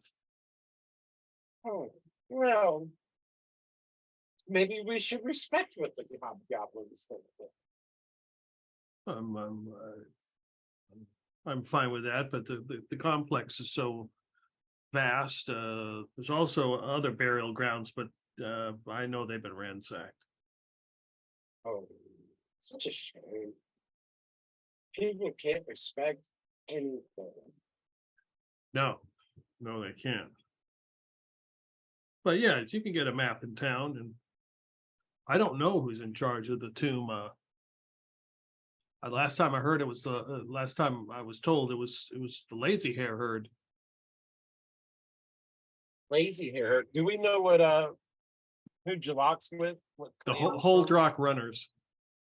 This is all valuable information to know. I don't know why she wouldn't want you to tell me this. Sometimes people don't like to hear certain things, or they're just, rumors. Rumors can get us into trouble. Understood. That's a mighty fine foot massage you have there, sir. Oh, yes. Years of practice. Very good, very good. It's very relaxed. So's this hair wash. All right. So you're getting that taken care of. Yeah, you guys are eating. Jalak comes and sits down and just gets his food and starts scarfing it down. Eat up. Were you and Remy able to take care of the business that you needed to take care of? We did not send the message. Remy did not find this person very trustful. We had to go to somewhere else to get the message sent. Gotcha. There's only one general store in town? Mm-hmm. And this place is Podunk. 2 inns, two hotels, and one general store. Wow. Do you know what why she didn't find them trustworthy? I mean, that's the one place that we're gonna get all of our supplies. I think it's the fact that you have to send a message via bird, and she just didn't trust that she wouldn't read the message. She said something about having to contact her father about circumstances and updating him what was going on. Understandably. Did they show you to your rooms? Oh, I have not seen it yet. He like looks at them. They're pretty nice. I can't imagine. I don't think I've never stayed in anything half as good as this place. I've had better food, but the atmosphere is pretty nice. You know, I could get used to something like this. And Basil, you know, he's gonna finish up, and things wind down, and he'll go back to his room. Anybody doing anything before they retire for the evening? Felix will just go back. Yeah, just in case, I'm going to like scout out the premises, you know, exits, Okay. entrances, exits. Do our rooms have an alternate way of getting out, like a window or whatever? Yes, they do have a window to a balcony. There's I can't remember the name of it, and I tie this knot all the time to tie over hedges. But basically, if you run your trailing in through and you pull it out, it comes off the hedge. But if you're going to use it to try to retrieve your rope when you get down, you basically have to cut the rope length in half, because you got to be able to pull the free end through. So if you've got a 50-foot rope, you can go down 25 feet, and then on the tight end, and then pull the trailing end and retrieve your And rope. have your rope back. And have your rope back. Yeah, how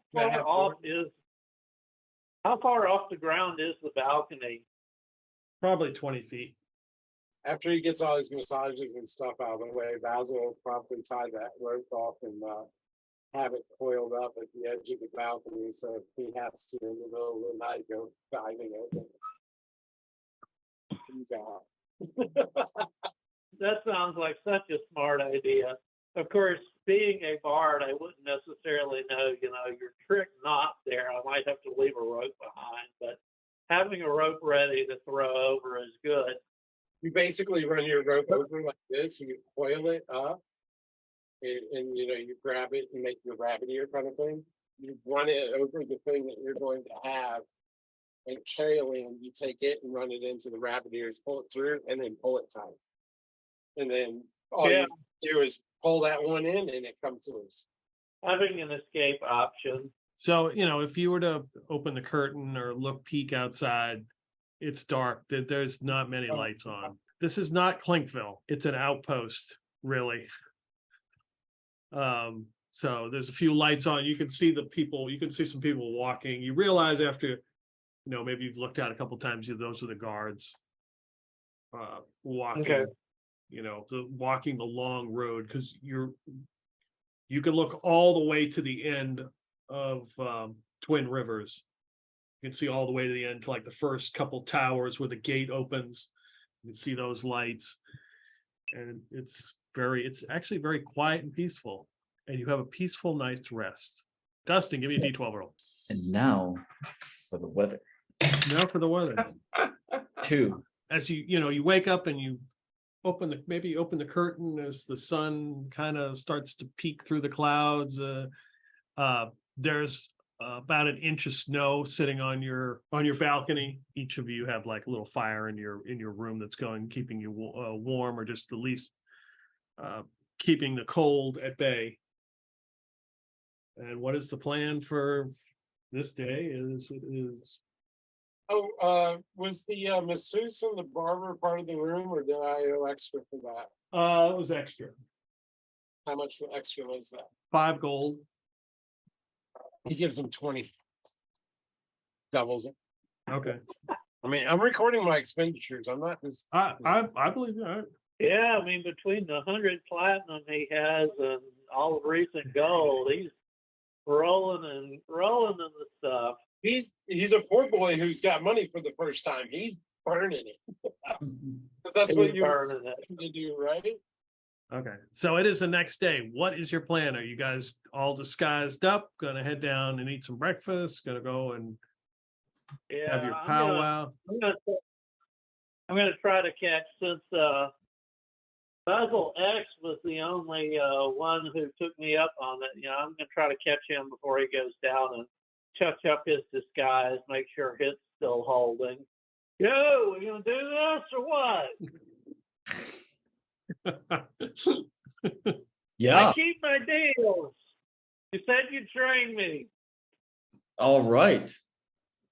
I forgot. Time it is all right. Well, let's start. 100 push-ups. And Oh, he just God. starts busting them out.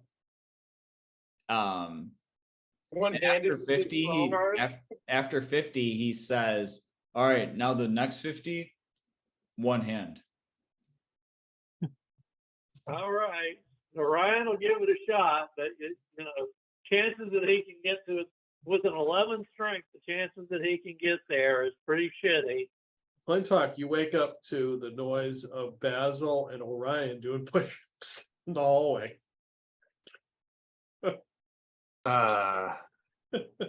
Crawl out of bed, stand up. Is there like a serving tray or like a basin, anything made out of metal that I could catch my reflection in?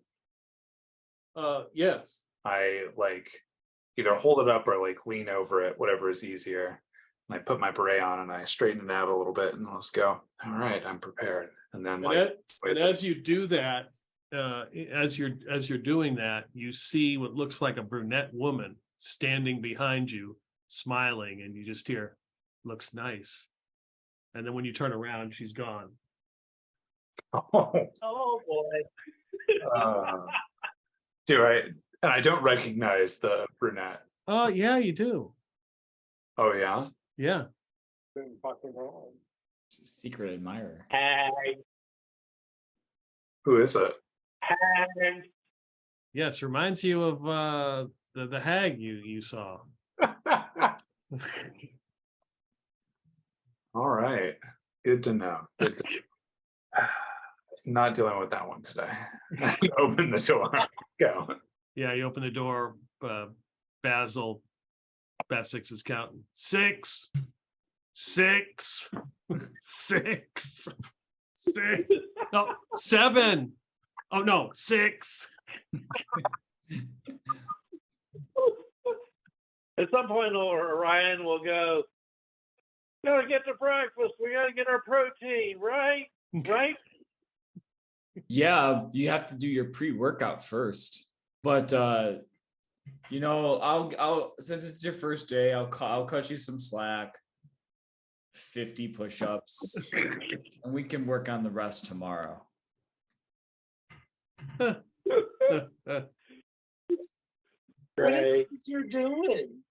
He said if I could work on his appearance, he would train me. So I'm honoring my deals. Trying to do push-ups, huh? I can do 4.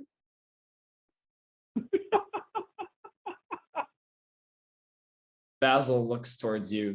That's cute. What? I mean, I'm not a big guy. Do you want to be trained too? Oh, I mean, God. it'd be nice to be stronger, but then I wouldn't fit in small places.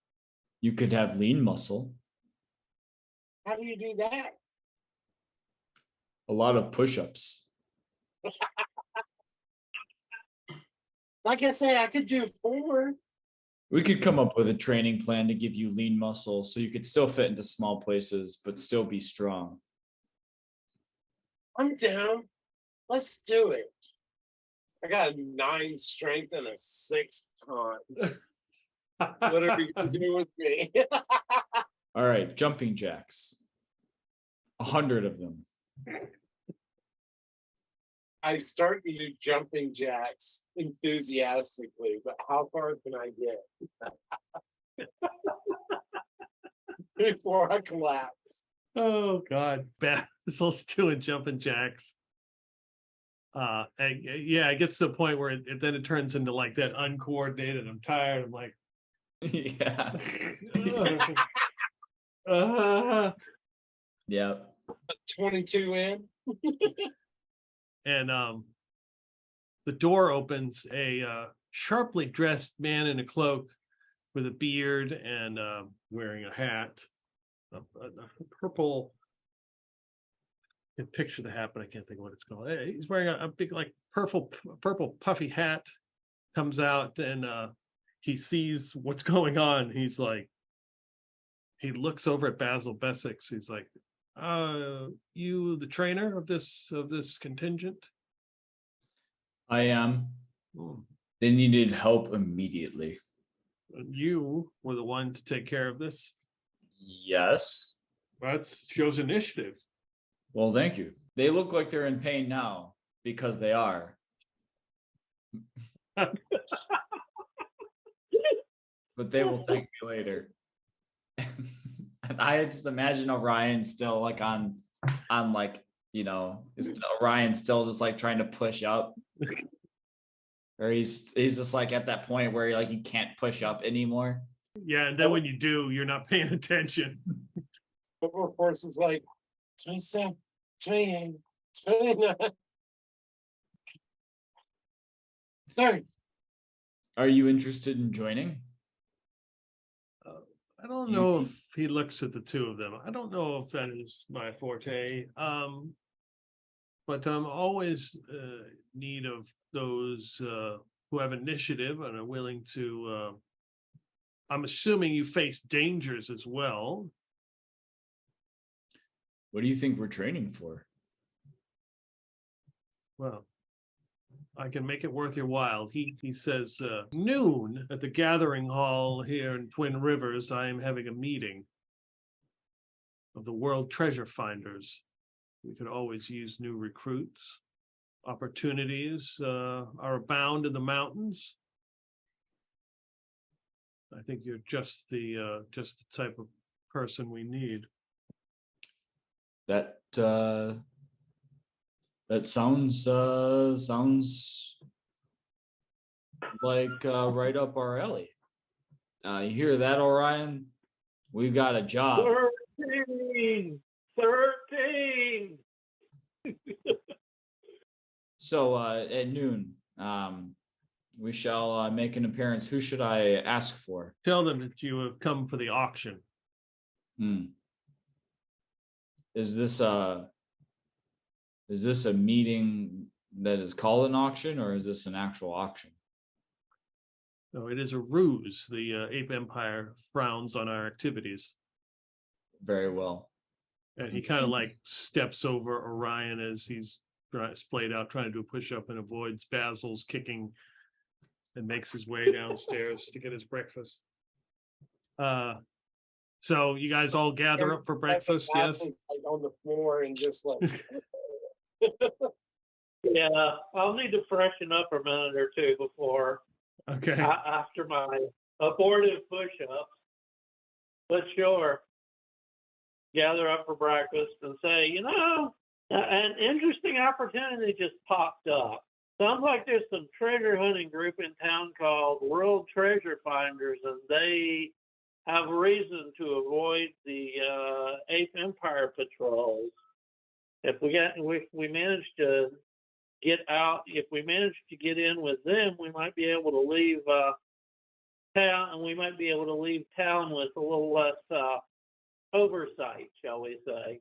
Just an option, you know, especially if we, you know. I made a new friend in town, and she said to watch out for them and to go find the World Treasure Hunters. Zilfan pipes up. Do you think it's because is she sympathetic to the Ape Empire, and so would urge caution for any organizations who do not necessarily toe the line? I don't know. She just seemed really nice.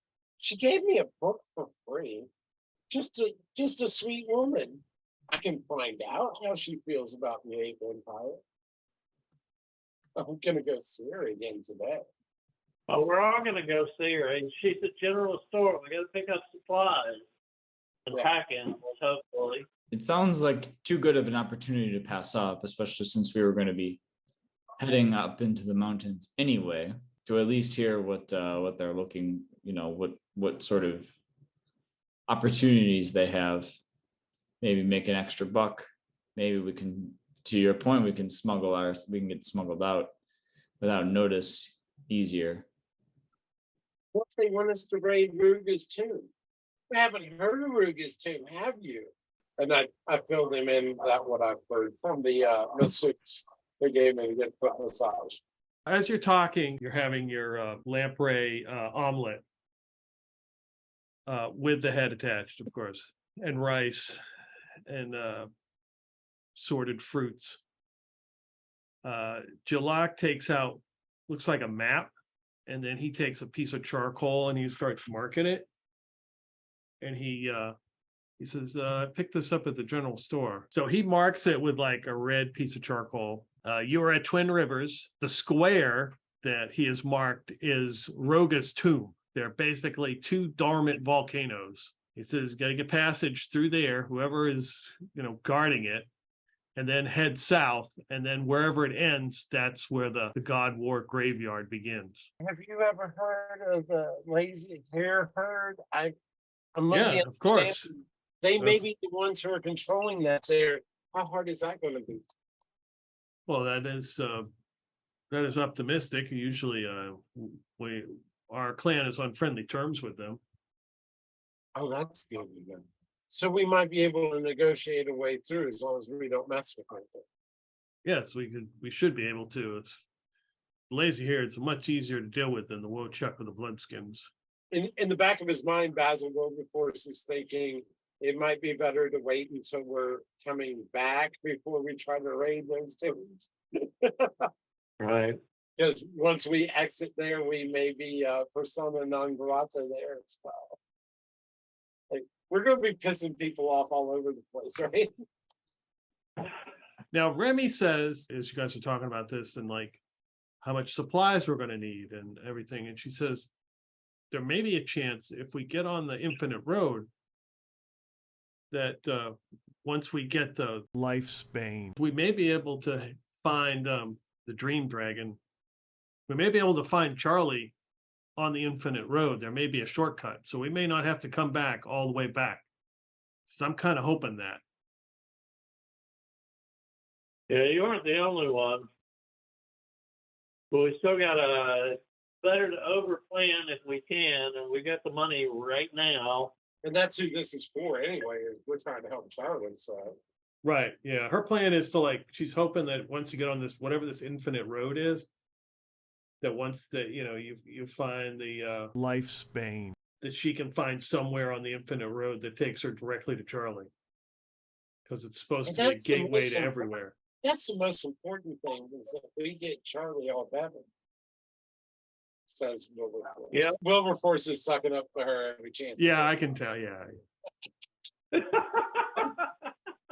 Yeah, you guys are eating. Is the next plan to go to the general store then? I don't know about the rest of you guys, but I'm going to buy like 6 weeks of supplies. Plus, I've already got a tent and a bedroll. Make sure that somebody has a pot. Or do I have a tent? I know I have a bedroll. Hold on. Why don't we do along the lines of outfit the entire party with everything that we possibly need, and then just split the cost amongst everybody even Steven. That seems reasonable. Yeah.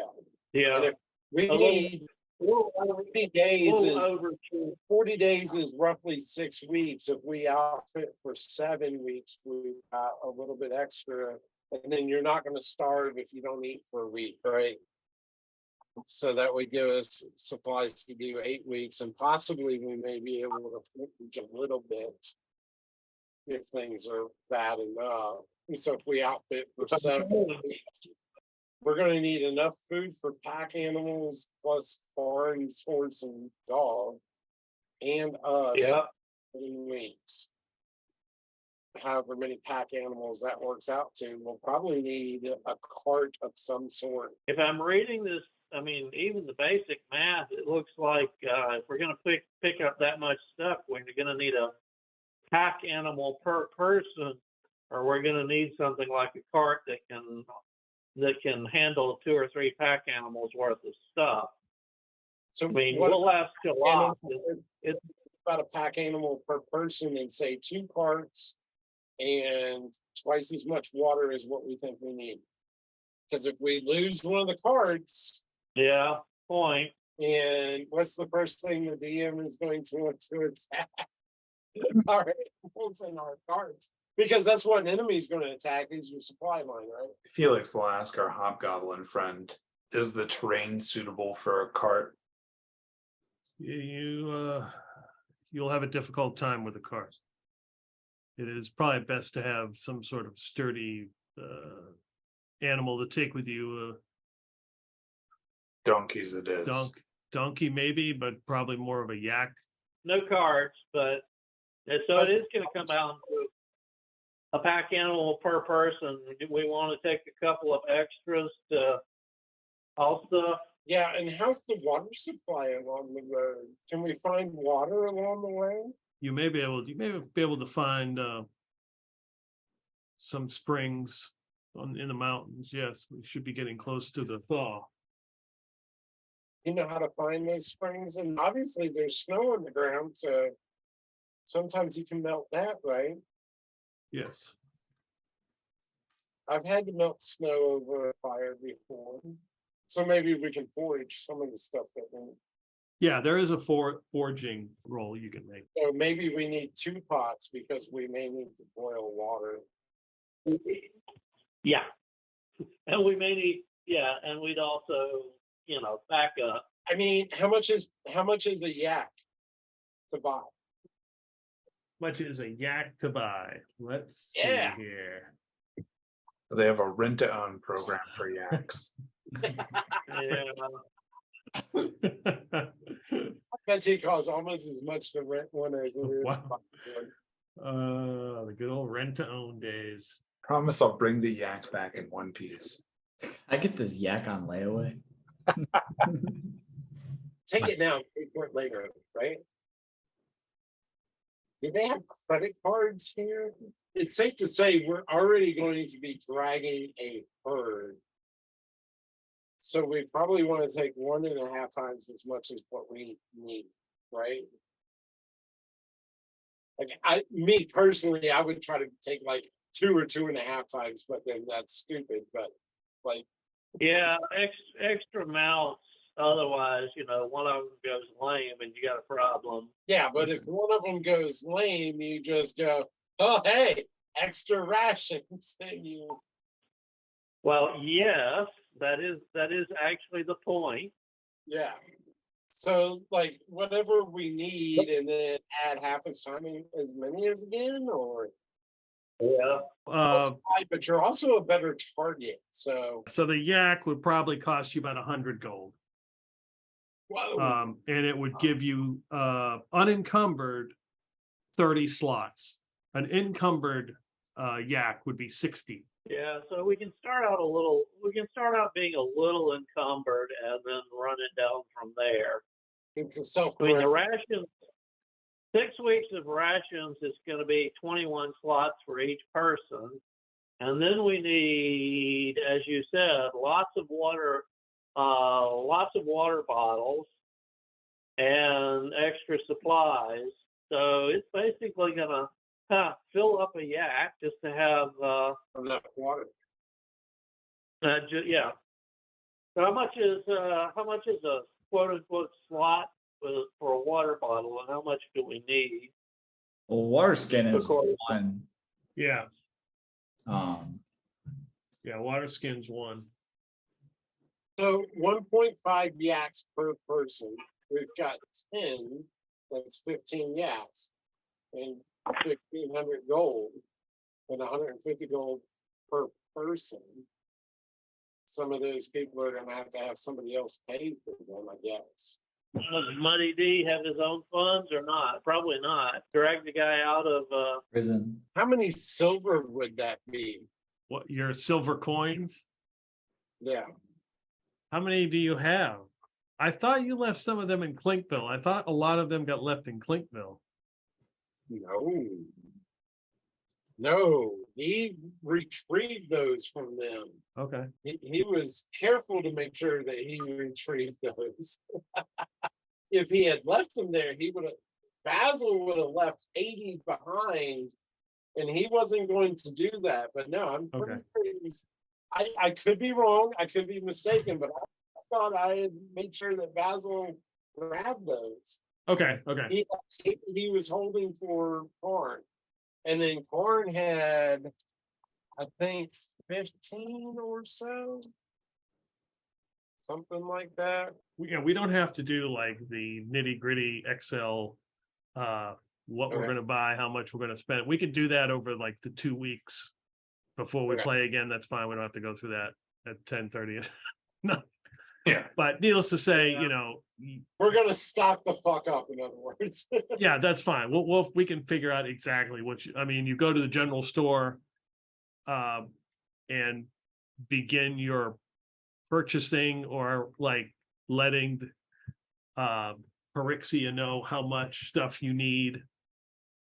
The next question would be, is like anything out of the ordinary, or are you going to go to the whatever this meeting is of the World Treasure? Finders. Thank you. The finders Yeah, I are the ones that Pyrexia warned us against. Yeah, so if you ask her, she would say to stay away from them, that they are they're dangerous, they're expensive, that very hard to be part of their organization, and whatever you go and find for them, you will just get a pittance in return, and if you don't return it, they come and look for you. Well, they said that the Emperor frowns on their organization. How does the Emperor feel about the World Treasure? She said that the Empire doesn't like treasure hunting, period. So They don't. hunters aren't held in high regard either. No, they don't like either of the groups. If you were to ask around, you'd find that they're probably outlawed. So the World Treasure hunters are more generous in their cares. Oh yes, much easier to get into, and it's a better group to be associated with. Also, I understand you can send messages, right? Yes, I do. I have the means to. Yes. Okay. Can you send a message to a merchant in Clinton? Yes. I give her the name of Remy's father, Okay. and I just say, send him the message that so far the package is secure. We've made it to Twin Rivers, and so far all is well. You could either dictate the message or like write it down. It doesn't matter. She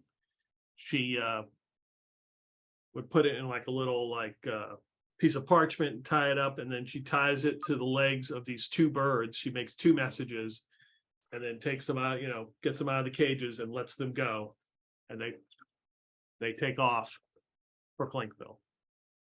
Nice. I kept it very non-specific, so and Yeah. I signed my to it, whatever, Basil W. Are we planning on doing anything besides after the general store? And GTFO. Not in particular. I mean, Orion. You ask Orion, it's like, stock up, leave. Well, I'm still waiting to see the seamstress because I'm trying to get different clothes for Basil, but other than that, that's about it. Okay. So it seems like, are we agreeing to her advice and ignoring the World Treasure Finders? Oh, that's up to you guys. I just getting information. we could always try to do both and see which one we like. You know, again, the point is, I was thinking it was an option. It won't hurt to talk with them shortly and see if they can't provide an option that would be otherwise out of reach. Absolutely. And remember, at some point, we got to go back to the ship and get Karn, if nothing else, and drop off anything we want to drop off. The paladin. He's nothing but a do-gooder. Are we sure we want to bring him along? That goody two-shoes always giving me a hard time. Meat shield, healer. If you say so. He's still got most of the healing potions of the party, too. And don't tell me you haven't benefited from those, because I know for a fact you have. But I got this flask, see? Uh-huh. You're right. I suppose we can get Mr. Goody Two-Shoes. So yeah, the seamstress would come. Let's just say they saw you in the morning, Basil, before you left to go eat. Took some measurements and then dropped off some clothes there at the. He's trying to get a couple of outfits, something that when he goes into a town, he can look presentable in. Yeah, And yeah. something when he's adventuring, he can wear over top of his leather armor, but that would be rugged and durable and look halfway nice, and a multicolored cape to go with it. Yeah. To go. Oh, he's going. Yeah, he's the ghetto boy made good. He's gonna look like it. Yes, yes. But he's in that that group of many colors. Right, the Guild of Many Colors. The Guild of Many Colors. So he's got to have Yes. a multicolored cape. Yep, that's right. To go around it all. Yeah, otherwise he's gonna lose his membership. Yep, Yeah. that's a callback there. But Yeah. they treated him nice, and he remembers that. So Yeah, it's one of the sessions in the teens where yeah, we had a player who was the Guild of Many Colors and got people to join. That was actually Zolfan. yes, Right. He was the Zolfan, and somebody else was like the local chapter leader of the Guild of Many Colors. Yes. And all they just wore was just patchy leather armor made from different colored scraps. he wants his cloak to be like that, and but like I said, he just wants two different outfits, something that he can wear over top of his leather armor and still look like he's inviting when he's in town. Okay. So by the end of this day, probably she says before nightfall, she will have those outfits done for you. She takes measurements and then she will drop What's that them going- off at the Iron Dog Inn or some other location that you wish to have them taken to. Sounds about right. How much is that going to cost him? Custom outfit. I would say 20 gold, Okay, considering the time and everything. so he looks nothing like the rogue that walked in there. His hair is short and neat. Yeah. He's fresh shaven. He's got some nice studs, and Right. he walks with a little bit of a swagger. He's got that pocket of walk. So, all right. So we're at breakfast and we look around and go, "Who the hell are you? Wait a minute, Basil? What the fuck?" Clean up nice. He hasn't had his bath yet, so he doesn't smell as good as he should. So are you going to go to this meeting at noon or not?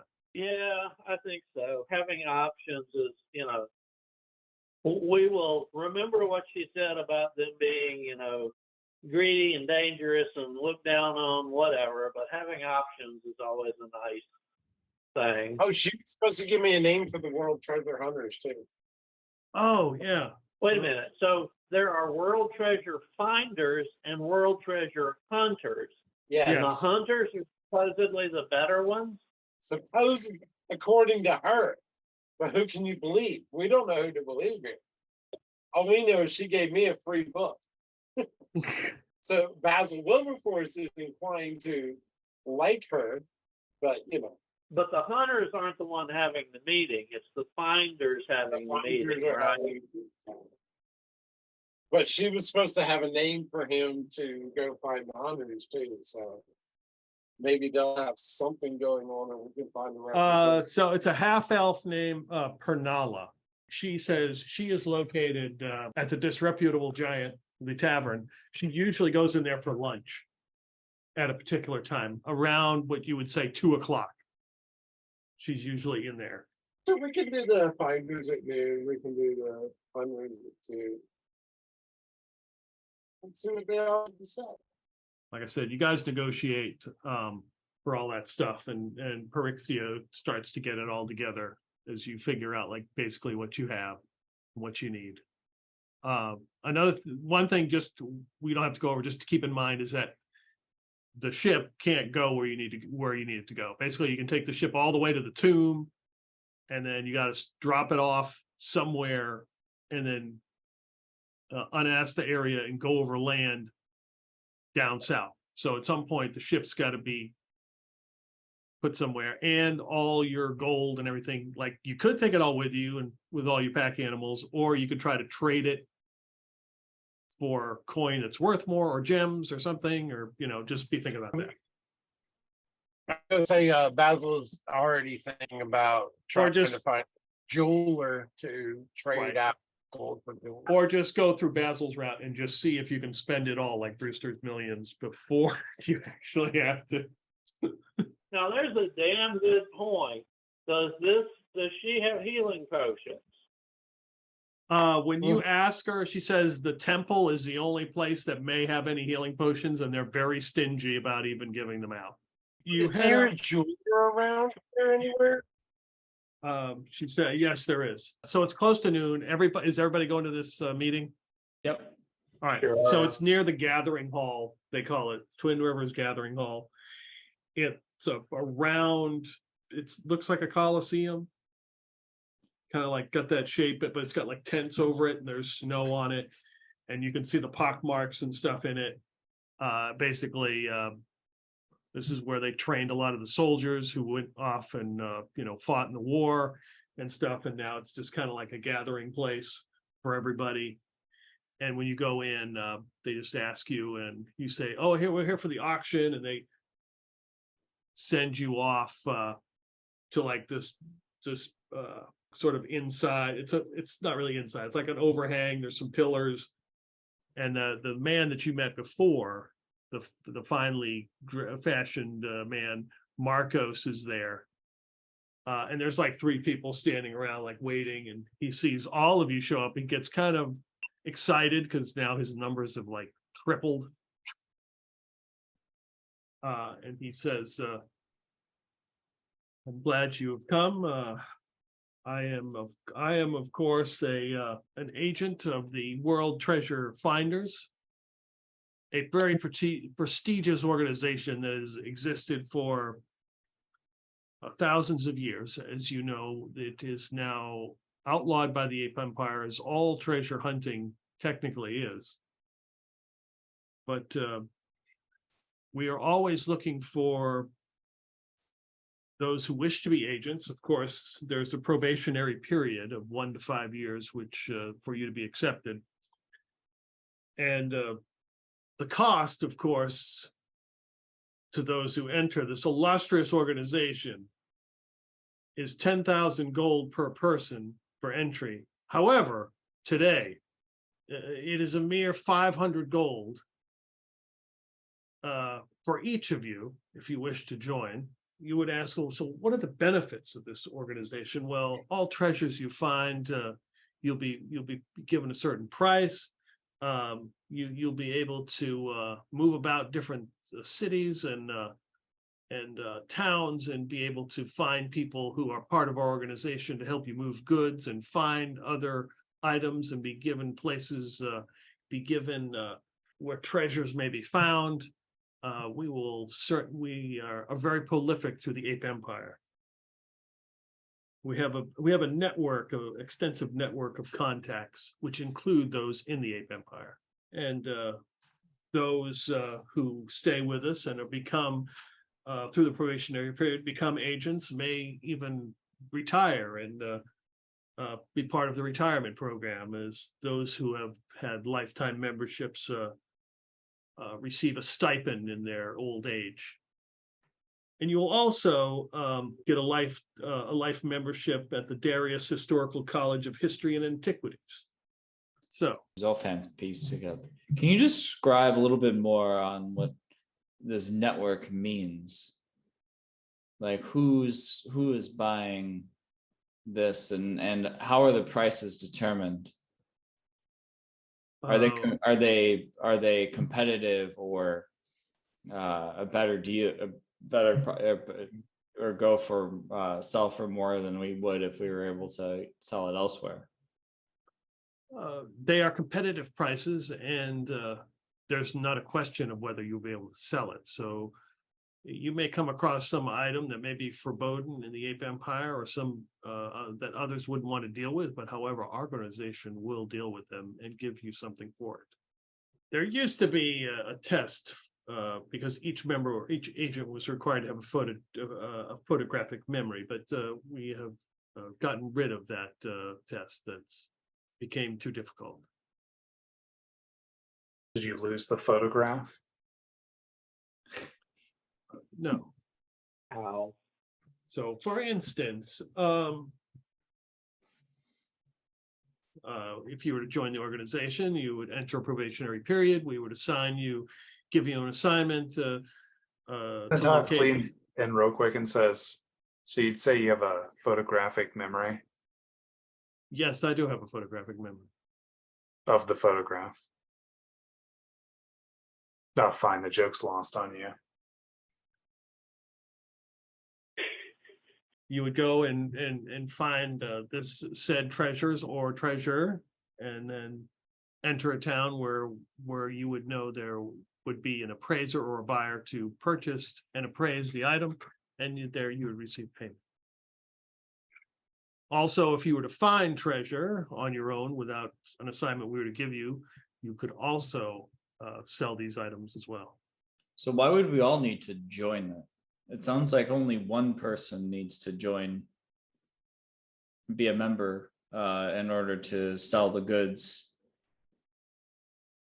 You're forgetting the retirement benefits, Basil. I've already banked my retirement on the commodious first class. I'm set, or I will be set. But that is true. The retirement benefits would be for everybody. I like, I do like finding treasure and loot. I think we can do that on our own. Well, let's talk about it for a minute and then sort of put my head together with the group. And it's like, I'm not hearing anything that's worth 500 gold immediately or long term. I don't know about you guys. It could be real. It could be a con. It's only 500 gold. I'm sure we can find that in our pockets. What I'm hearing is they get a percentage of everything we find, no matter what. That's part of the problem that I'd rather not deal with. Not that we can't underreport things, as it were, but Also, think about if they become in possession of something very, very taboo, very much not allowed. Nothing says we can't sell them out. so are you actually thinking of going with this? We need to get a hot item gone, and we can pin it on somebody else. I don't see why not. That's easily $500 worth. 500 gold. 500 gold. Yeah. You have to buy pretty clothes and doing that. I'm sure you can, Basil. Well, some of our the other question would be, I mean, obviously there's going to be people who might not, in our group, who might not have membership, like Karn or Muddy. Yeah. How about I just pay for it, and for me, and if we need to get rid of something, I can be the one that sells stuff. And if other people want to at a later date, then by all means. Sure, that's the way you want to go. I'm still not seeing it. Like I said, especially with the, we want a percentage of your items. As far as I understand, it just seems not like all items, but whatever we wish to offload is what they get. So we could choose to never use it or never give any items to them. Well, that's the point. Why don't we ask that with these? Get some more details on that. We take a percentage thing he's saying. Oh, I thought that was pretty clear. That it was like only things that they fence for us. Oh, only things that they fence for us. Oh, that may be a bit better. That might be worthwhile somebody joining, but not everybody joining. Yeah, True. I think that sounds good. I don't know if Basil I don't know if Basil would be into it. He's got his retirement plan, like his retirement dream already scoped out. So I don't think Basil would, and I don't think Zofan would be particularly interested in joining, though they would see the benefits of such a thing. Maybe two of us joining. One of us dies, the other one still has the service. Sure. That seems reasonable. Clintok is gonna join, so just one of you other ones wanna throw down. So he pulls out some paperwork for you to fill out. How many pages is this? It's like 5 pages. Fine. I'll read it. Spends the time to actually read it. I'll read over his shoulder to see if this looks like a halfway decent deal or not. So basically, it's an organization, founded by Murloc Fairywild, probably like 300 or 400 years ago. The mission: provide a network of agents, appraisers, and buyers to facilitate the legal acquisition of artifacts, relics, and treasures for the enrichment of all. So you're basically you're in your probationary period from 1 to 5 years. If you don't complete that probationary period, you're removed from the program. And of course, he scratched out the 10,000 gold and put 500, because that's all it's going to cost today. The agents receive a predetermined percentage of all treasures acquired. He says, generic treasures, 25%, gems and precious metals, 25, minor magical significant item, 35, major magical significant item, 40, relic, 50. Buyers may also offer additional money. It says these are the sacred 7 tenets of the World Treasure Finders. Loyal to those in the World Treasure Finders, never steal a claim from another World Treasure Finder agent, never share information that is exclusive of the World Treasure Finders, always sell to World Treasure Finders appraisers, respect the laws and traditions of all races, preservation of the artifact is paramount, always wear your emblem and carry your card with pride. Gives you a little thing that says probationary agent, and you write your name Clintok so you can carry it with you.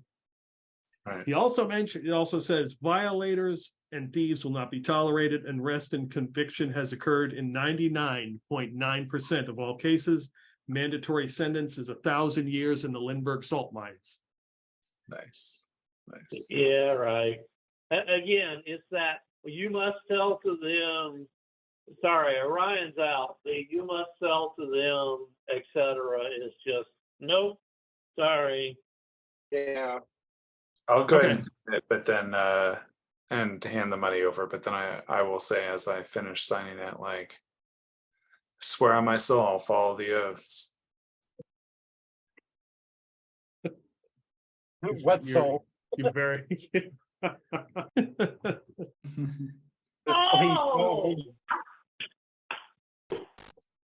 Good call. So he says, where will you be later today? I will send you the first. I have a lead on a few items that we have been in search of. Send it to the clerk at this desk. The Iron Dog Inn. Yeah, and Okay. tell them to make sure it's sealed. Yes, it will be, of course. a fine establishment. Thank you. Welcome to the organization. Yep, and sign it the Emperor's Envoy. He'll know who to give it to. Oh, okay. Woo! Okay. He kind of looks at you Clintok like is- sideways, like not sure what to think of that, but Orion was wondering there for a minute if somebody had replaced Clintok, but after those last two maneuvers, it's him. yeah, I swear on myself. this guy's a little bit unsure about that. He's like, he looks at you like waiting to see if you say that's a joke or not, and then you don't. Just straighten my beret and then walk out the door. One of the other guys there signs up. He gives him the same spiel. He's like, I'll be down I'm staying down the docks. My last 500. It's like, oh, we'll get you a job. And then he, grabs his paperwork and he scurries away out of the gathering area. You make your way. The guards are kind of like meandering through the streets. It seems like they're talking to people. There doesn't seem to be a high level of they don't seem to be on high alert. Mhm. There's a little bit of snow still coming down as you make your way to Disreputable Giant. You walk in, maybe aware that the door may come off the hinges, so this time you don't do that. Perfect. And you see a half-elf woman in the corner. Her name was Pernala. She's there. She's like in work clothes. She's like, you can see she's got a cloak that she's taken off and put near the fire, and she's like soaked. She's got like 2 bowls of porridge she's eaten. She walks over and like grabs the pitcher from the table and pours, some more ale in and drinks, and she's probably like some sort of laborer. Are you Pernella? And she's like, who's asking? Who are you? Oh, my name's Basil, and Pyrexia sent us over here, said that you led the World Treasure Hunters. Yeah. Hell yeah. I've been in the group for a little bit. Well, what do you want to know? We just went and saw the World Treasure Finders, and The fuck you doing that for? well, maybe because we're stupid.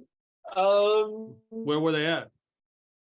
They were over here at the whatever that place. The gathering area? Yeah, Really? One of them's in town. yeah, they seem quite the ripoff, actually. 500, 10,000. You got a name? Got a name or you got a name or like a description of this person?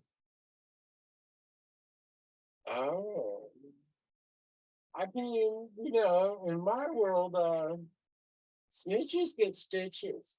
Yeah, fair enough. Okay. So what? You went listen to their spiel. Now you're coming over here. You want to hear what I got to say?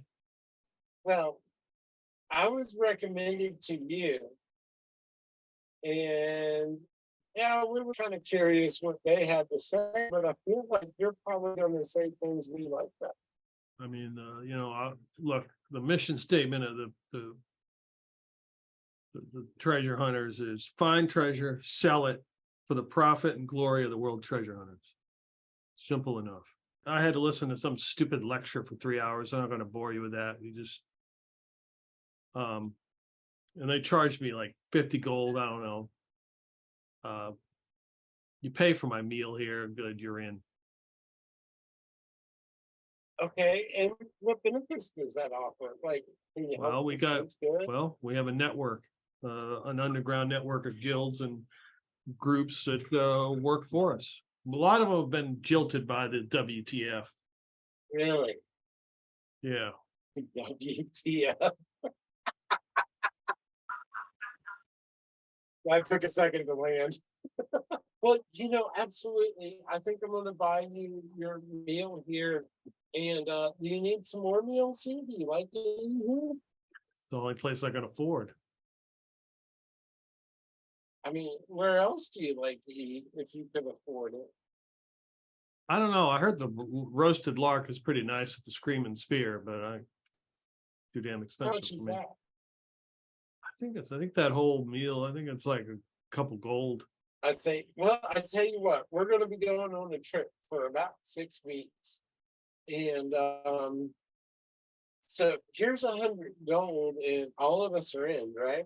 Do you hand her 100 gold pieces right there? Yeah. She's just like, whoa, what's this? What's going on? What are you trying to do? Do you steal this shit? You ain't leave it in. I know this game. You dumping it on me, and then next thing you know, the guards are coming and shaking me down. And I'm like, No, wait. Tell you what, here's 50. I'll give you 50 more when I come back. No, we didn't steal it. We were rewarded this for adventuring, and we are adventurers.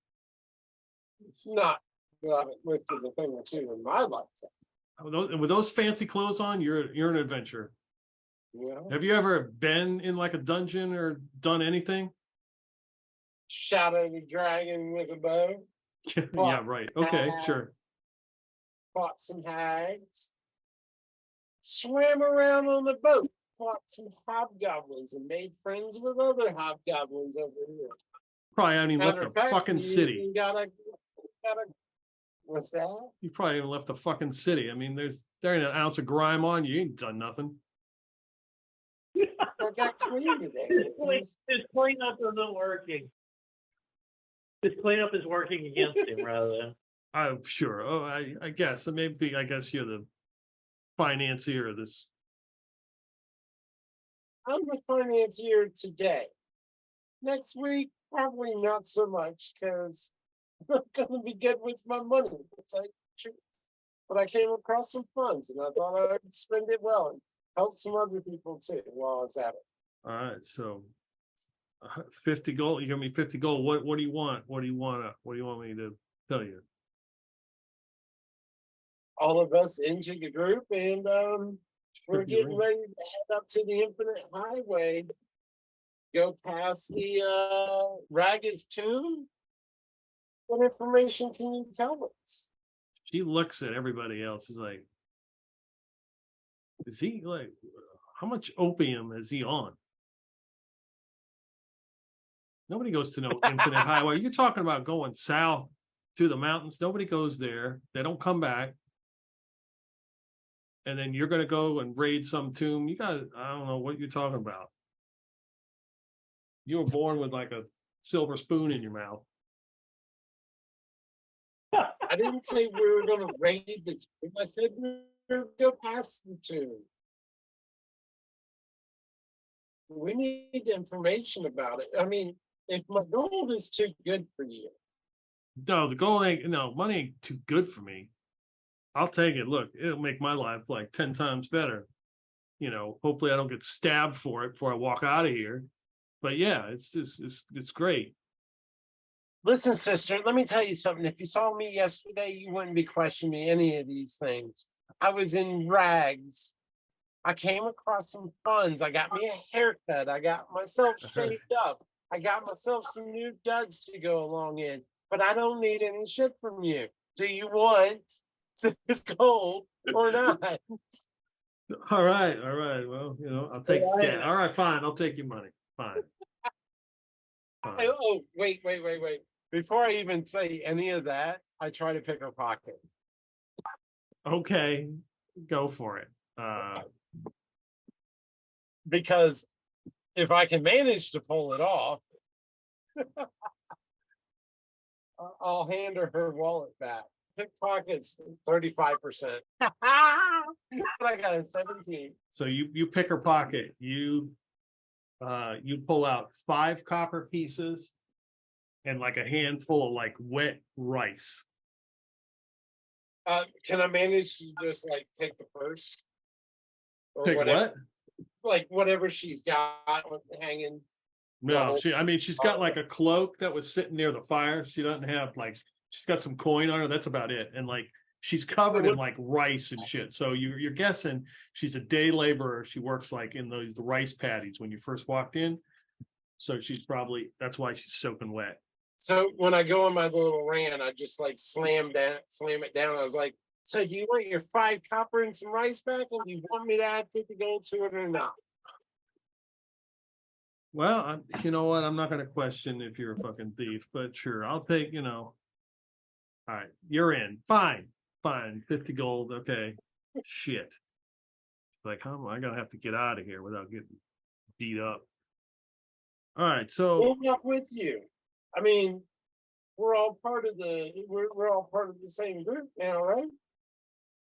yeah, we are. I mean, like, We'll walk out of here with you. We'll make sure nobody beats you up. Have you seen the size of his muscles? And he points at Basil W.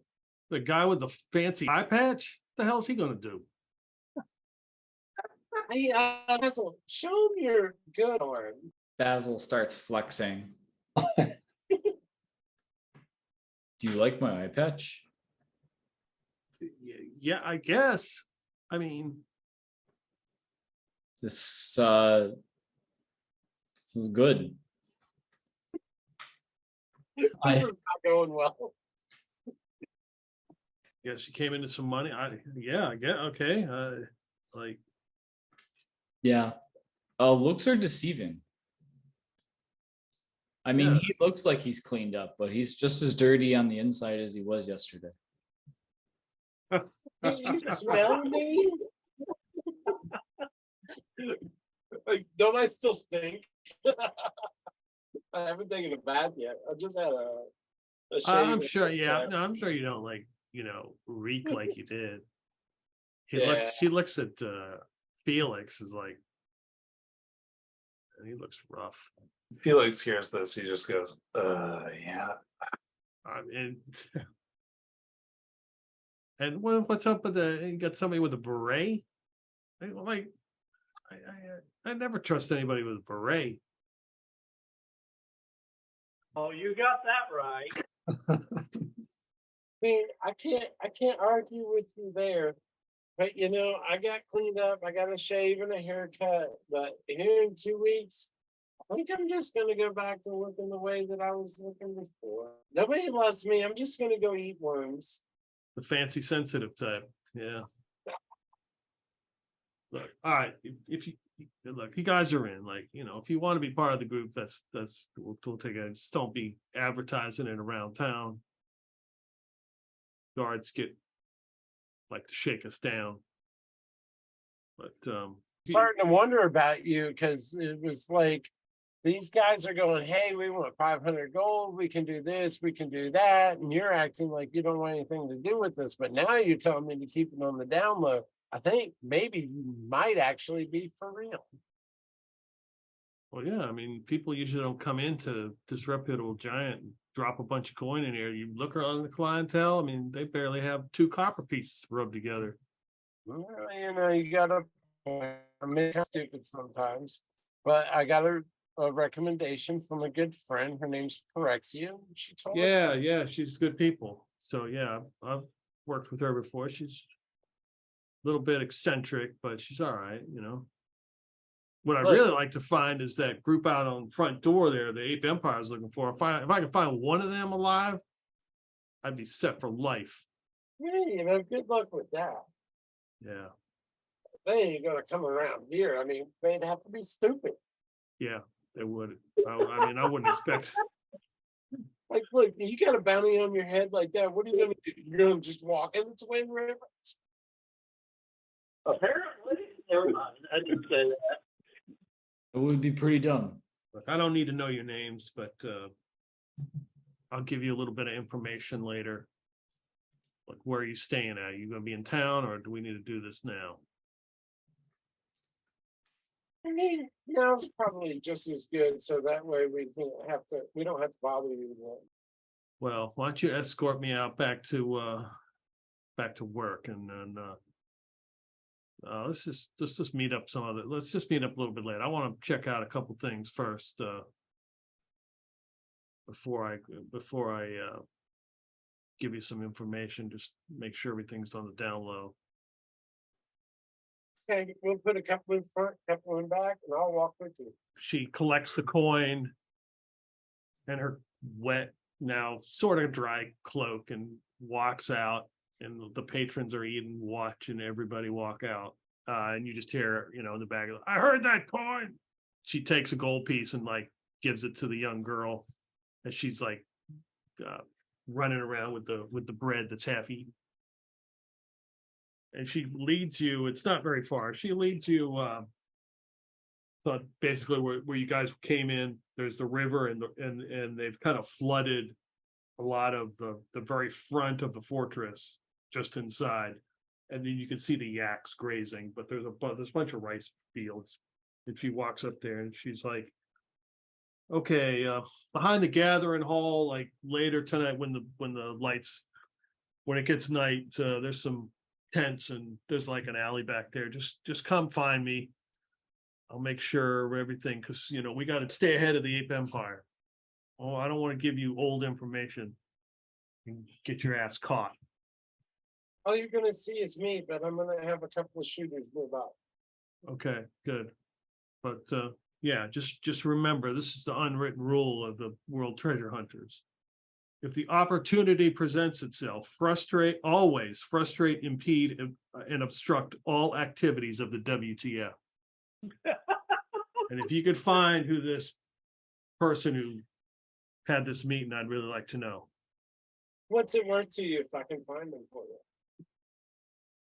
I got nothing, like, just gave me 50 gold. That's all. I mean, it will help you stand in our organization. That's for damn sure.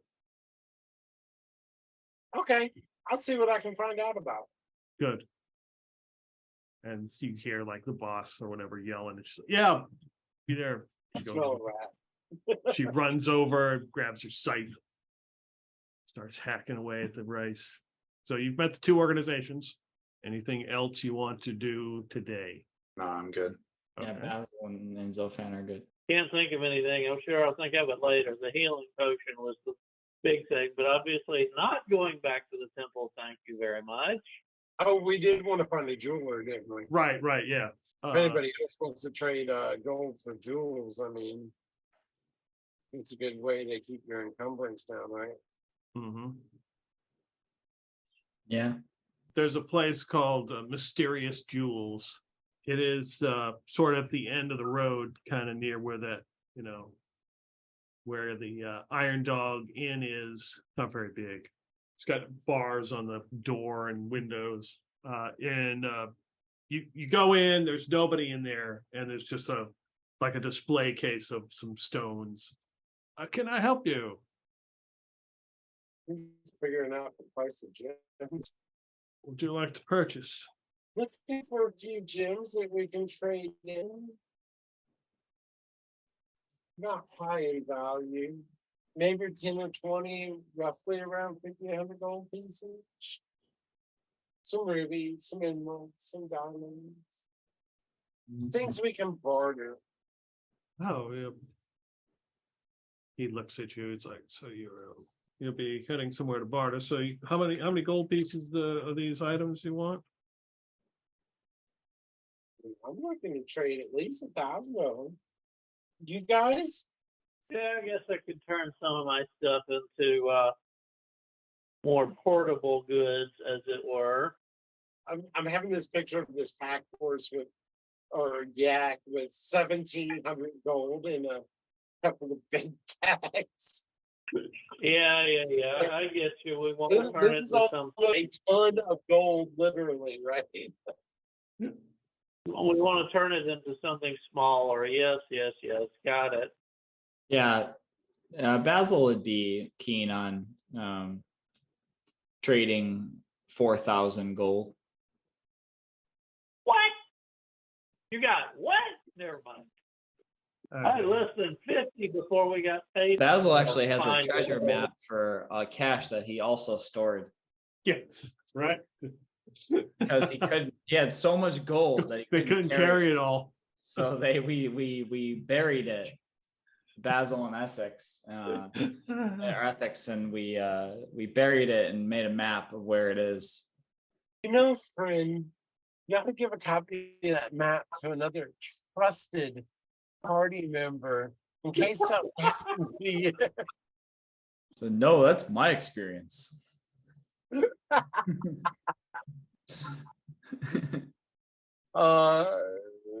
Wilberforce wants to trade in about $1,200 worth, 1,200 GP. If he can manage it in 50 GP increments, and he knows it's probably going to cost him a little bit. Yeah, I mean, considering what, let's see, round numbers, a yak, a bunch of equipment. Let's see, 1350, yak's 100, 1250, bunch of equipment, say 250. With some yak. blue. Yeah, we got to worry about yaks. Yeah, I'm only looking, I mean, because we also got to pony up for other people who aren't going to be able to pitch in, like Muddy. I know Karn is good for his portion, but, you know, we also got to pitch in for Muddy. So I've probably only got like 500 to 600 free. You're right. It's probably more like 1,000 for 1,000. Okay, so 1,000 gold pieces worth. So he will offer you 20 gems, Okay. assorted rubies and emeralds. They're all worth 50 gold piece a piece to equal your 20. And of course, it's a 5 gold piece processing fee. Okay. So, all right. He pays. So it's 100 coins or gems count as one item. So that you went from 10 slots to 1. So what's he got? It's been similar deal for me or not? Yeah, he can do the same thing for you. I'll get 10 of them then for 500. He might go a little bit higher. Can I go like 24? Yeah, 24 gems. Okay, 24. That makes it another 200. So that's 445 gold. Be 2 gold piece process for Orion. This guy's like, oh wow. He's like pulling boxes out from underneath, going through his stuff, wiping them off. Anybody else? Basil would. Big spender better pick up bigger gems there. Yeah, he'd be looking to trade 4,000. So he has a little gold left. Yeah, I was gonna say, remember we haven't spent for the various supplies yet. So Yeah, So he can do 2,000. So you got 40 gems and it's be a 10 gold piece processing fee. So that sounds good. yeah, so he can do half of that. I will deduct this. So yeah, just remember you got 40, 50 gold piece gems. and Clintok is just sitting back and considering that he has a gem finder. Yeah. Doesn't matter where the party hides those things, he's going to be able to find them. Yeah. They're going in a small pouch inside the waistband with Basil Wilberforce. So you've got to go there to get them. I dare you. Yeah. I wouldn't steal from you. Basil Wilberforce thinks The Emperor's envoy does not need money. Felix doesn't have much money, and Clintok is going to hide his. Okay.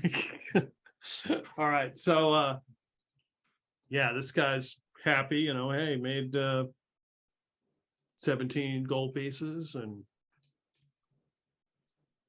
he just thanks you and puts closed on the shop and locks it up, and see him headed to the tavern.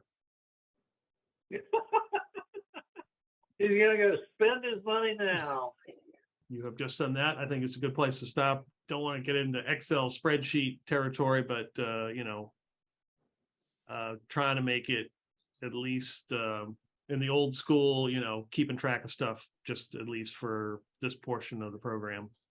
It'll be a couple days to, again, you got to take the ship to the tomb.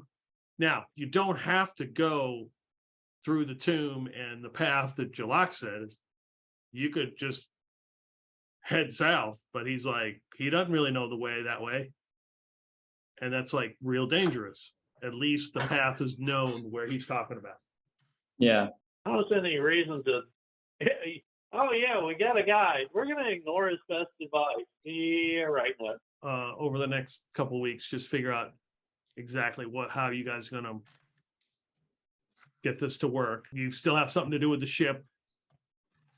And if you're gonna leave Yeah. anybody behind to take care of it, I don't, it's up to you, or hire somebody to take care of it, or bring on retainers. Yeah. Point. So there's some things to consider. We trust Money Bean to watch this guy. Yeah, I mean, Sounds good.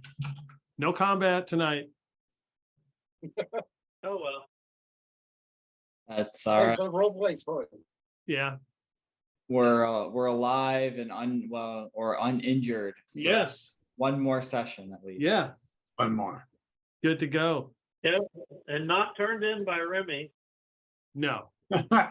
Not yet. No. Yeah, not yet. Oh yeah, be positive about that. Yeah, not yet. She hasn't betrayed us yet. Yeah, okay.